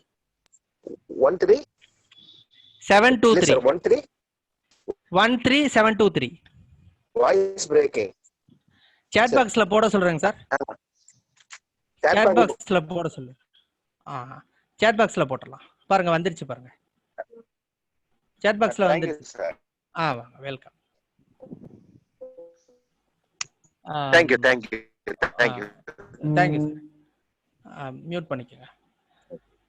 சக்தி விஜய். சார் வணக்கம் சார். நான் your student from Salem sir. சொல்லுங்க சார். சார் அந்த கோர்ட் ப்ரொசீடிங்ஸ், அதாவது அந்த ரிஜிஸ்டர் மெயின்டைன் பண்றாங்கல்ல கோர்ட்ல, ஆமாங்க சார். அது எது கீழே சார் மெயின்டைன் பண்றாங்க? எந்த சார்? அதுதான் ஜுடிஷியல் ஃபார்ம்ஸ் அப்படின்ட்டு ரூல்ஸ் ஆஃப் பிராக்டிஸ்ல கொடுத்துருக்காங்க சார். ஜுடிஷியல் ஃபார்மாங்க சார். ஜுடிஷியல் ஃபார்ம்ஸ் அப்படின்ட்டு பின்னாடி வந்து இந்த அப்பெண்டிக்ஸ் இருக்கு இல்லைங்களா? ரூல்ஸ் ஆஃப் பிராக்டிஸ்ல பின்னாடி 2 அப்பெண்டிக்ஸ் இருக்கும். அதுல வந்து ஜுடிஷியல் ஃபார்ம்ஸ்னு ஒன்னு இருக்கும், அட்மினிஸ்ட்ரேட்டிவ் ஃபார்ம்ஸ்னு இன்னொன்னு இருக்கும். ஜுடிஷியல் ஃபார்ம்ஸ் எல்லாம் வந்து ஜுடிஷியல் ப்ரொசீஜர்ஸ் ஃபாலோ பண்றதுக்கு உண்டான ஃபார்ம்ஸ். இப்ப பாருங்க, சம்மன்ஸ் எப்படி அனுப்பணும், வாரண்ட் எப்படி அனுப்பணும், அந்த ஃபார்ம்ஸ் எல்லாம் ஜுடிஷியல் ஃபார்ம்ஸ். அட்மினிஸ்ட்ரேட்டிவ் ஃபார்ம்ஸ் வந்து கோர்ட்ல ரிஜிஸ்டர் பண்ற ரிஜிஸ்டர்ஸ். இப்ப வந்து எஃப்ஐஆர் ரெஜிஸ்டர்ஸ் எப்படி மெயின்டைன் பண்றது, லாங் பெண்டிங் கேஸ் ரெஜிஸ்டர் எப்படி மெயின்டைன், அதெல்லாம் அட்மினிஸ்ட்ரேட்டிவ் ஃபார்ம்ஸ். அது பின்னாடி இருக்கும் சார். நீங்க அந்த பிடிஎஃப் ஃபைல்லே பாத்தீங்கன்னா இருக்கு. 19 ரிஜிஸ்டரும் இதுலயே வந்துருமாங்க சார்? 19 ரிஜிஸ்டர் ஃபார்ம் வருது இல்லைங்க சார்? அதுக்கெல்லாம் இப்ப ஃபார்ம் நம்பர் மாத்திட்டாங்க சார். இப்ப 19 ரிஜிஸ்டர்லாம் கிடையாது. அதுக்கெல்லாம் ஃபார்ம் நம்பர் மாறிடுச்சு, ரிஜிஸ்டருக்கு நம்பர் மாறிடுச்சு. அந்த பழைய ரூல்ஸ் ஆஃப் பிராக்டிஸ்ல இருந்த 19 இப்ப வேற நம்பரா மாத்திட்டாங்க. இப்ப புது ரூல்ஸ் ஆஃப் பிராக்டிஸ் தான் அப்ளிகபிள். Okay sir. சார் இப்ப என்னென்ன இது ரிஜிஸ்டர் மெயின்டைன் பண்றாங்கங்கறத நம்ம எப்படி சார் தெரிஞ்சுக்கிறது? அதான் சார், நீங்க அந்த அட்மினிஸ்ட்ரேட்டிவ் ஃபார்முக்கு போனீங்கன்னா தெரிஞ்சுக்கலாம். நீங்க அதுல இருக்கிற எல்லா அந்த ஃபார்ம்ல இருக்கிற அட்மினிஸ்ட்ரேட்டிவ் ஃபார்ம்ல இருக்கிற அத்தனை ரெஜிஸ்டர்ஸும் மேஜிஸ்ட்ரேட் கோர்ட்ல மெயின்டைன் பண்ணணும். மெயின்டைன் பண்ணனும். ஓகே, எல்லாமே மெயின்டைன் பண்ணனும். Okay sir. விஜய் ஜிம்முஜியா. Thank you sir. ஜிம்முஜியா. ஹலோ. ஆமா. Right okay Vijay. அதுக்கு தான் கேட்டேன். ஹலோ. எம்ஆர் ஆல்ரெடி வந்தாச்சு. ஓகே. விஜயும் கேட்டாங்க. சக்தி அவ்வளவுதான் நான் விஜய். ஃபைனல். அதான் இப்பதான் கேட்டேன். அப்படி இல்லை நம்ம ஓகே. திரும்ப ரைஸ் பண்ணியிருக்கிறாரு. கேளுங்க என்ன ரைஸ் பண்ணிருக்காரு. அன்மியூட் பண்ணுங்க. ஹலோ. ஒரு நிமிஷம். அப்புறம் இதுல இன்னொரு விஷயம் சொல்ல மறந்துட்டேன். ஹலோ ஹலோ ஆடிபிளா இருக்கா? நேத்துக்கு எடுத்த கிளாஸ்ல ஒரு சின்ன கரெக்ஷன் சொல்ல மறந்துட்டேன். என்ன அப்படின்னா, நேத்துக்கு டையிங் டிக்ளரேஷன் எடுக்கும்போது டையிங் டிக்ளரேஷன் எடுக்கிற மேஜிஸ்ட்ரேட்டு மெடிக்கல் ஆபீசர்கிட்ட ஒரு சர்டிபிகேட் வாங்கணும் அப்படின்னு சொன்னேன். அந்த சர்டிபிகேட் வாங்குறது இஃப் பாசிபிள் அப்படின்னு நான் சொல்லிட்டேன். ஆனா அப்படி கிடையாது, கம்பல்சரி சர்டிபிகேட் வாங்கணும். As and when required compulsory வாங்கணும். என்னன்னா, ஃபர்ஸ்ட் ஸ்டார்ட் பண்ணும்போது ஒரு தடவை சர்டிபிகேட் வாங்குவாங்க. ஸ்டார்ட் பண்ணும்போது பேஷண்ட் அந்த அந்த declarant state of mind, condition of state of mind, அது சம்பந்தமா ஒரு சர்டிபிகேட் வாங்கணும். அதே மாதிரி முடிக்கும் போது த்ரூஅவுட் தி டிக்ளரேஷன் அவர் வந்து ஸ்டேட் ஆஃப் மைண்ட்ல இருந்தாரான்னு சர்டிஃபை பண்ணணும். இடையில ஏதாவது கான்சியஸ் போய் வர்ற மாதிரி மேஜிஸ்ட்ரேட் ஃபீல் பண்ணார்னா அப்பவும் சர்டிஃபிகேட் வாங்கணும். வென்எவர் ரெக்வயர்டு சர்டிஃபிகேட் வாங்கணும். அது நான் அது கிளாரிட்டியா சொல்லாம மறந்துட்டேன், அது நான் இப்ப சொல்றேன். ஓகே, வேற யாராவது டவுட் இருந்ததுன்னா ஹேண்ட் ரைஸ் பண்ணலாம்.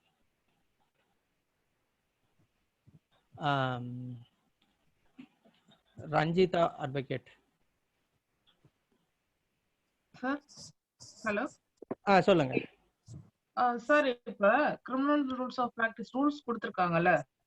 ஆமாங்க. அத வந்து யாரும் சப்போஸ் ஃபாலோ பண்ணல, ஏதோ ஒரு வக்காலத்துலயோ ஏதோ மிஸ்டேக் பண்ணிருக்காங்க, வேற ஏதாவது ஒரு போலீஸ் ஸ்டேஷன்ல ஸ்டேஷன் ஹவுஸ் ஆபீசர் மிஸ்டேக் பண்ணிருக்காங்கன்னா அத வந்து எப்படி கோர்ட்ல பயன்படுத்திட்டு இருக்கு? இல்ல சார், இந்த ரூல்ஸை ஃபாலோ பண்ணல அப்படின்னு பாருங்க, ஒரு இன்வெஸ்டிகேஷன் ஆஃபீஸர் ஃபைனல் ரிப்போர்ட் போடுறாரு, அதுல இந்த ரூல்ஸை ஃபாலோ பண்ணல அப்படின்னா என்ன பண்ணணும்? மேஜிஸ்ட்ரேட் ஃபாலோ பண்ண சொல்லி டைரக்ஷன் கொடுக்கணும். ஓகே. மேஜிஸ்ட்ரேட் ஏதாவது மிஸ்டேக் பண்ணிருந்தாங்கன்னா? மேஜிஸ்ட்ரேட் மிஸ்டேக் பண்ணாங்கன்னா நாம தான் எடுத்து சொல்லணும், ரூல்ஸ் ஆஃப் பிராக்டிஸ்ல இப்படி இருக்குங்க செய்யணும்ட்டு. கட்டாயம் ஃபாலோ பண்ணணும். இல்ல, இந்த டிஃபால்ட் ஆச்சுன்னா ரூல்ஸ் ஆஃப் பிராக்டிஸ ஃபாலோ பண்ணலன்னா டிஃபால்ட் ஆச்சுன்னா என்ன பண்ணலாம் அப்படின்ட்டுலாம் ஒன்றும் ரூல்ஸ் ஆஃப் பிராக்டிஸ்ல இல்ல. நான் இப்ப இன்சிஸ்ட் பண்ண ரூல்ஸ் ஆஃப் பிராக்டிஸ் இந்த மாதிரி புதுசா வந்து லேட்டஸ்ட் வந்திருக்கு அப்படின்றது. ஏன்னா நம்மளை விட ஜட்ஜஸ் எல்லாம் வெல்வெஸ்டா இருப்பாங்க, ஏன்னா அகாடமில ட்ரைனிங் கொடுத்துருப்பாங்க. இது அதுக்குள்ள புது எனாக்ட்மெண்ட் வருதுன்னா அவங்க எல்லாம் அப்டேட்டடா தான் இருப்பாங்க, நீங்க கவலைப்படாதீங்க, இந்த மாதிரி வராது. Okay okay okay sir. Okay, நன்றி சார். நன்றி. Okay. Ayesha madam. Okay, unmute பண்ணுங்க.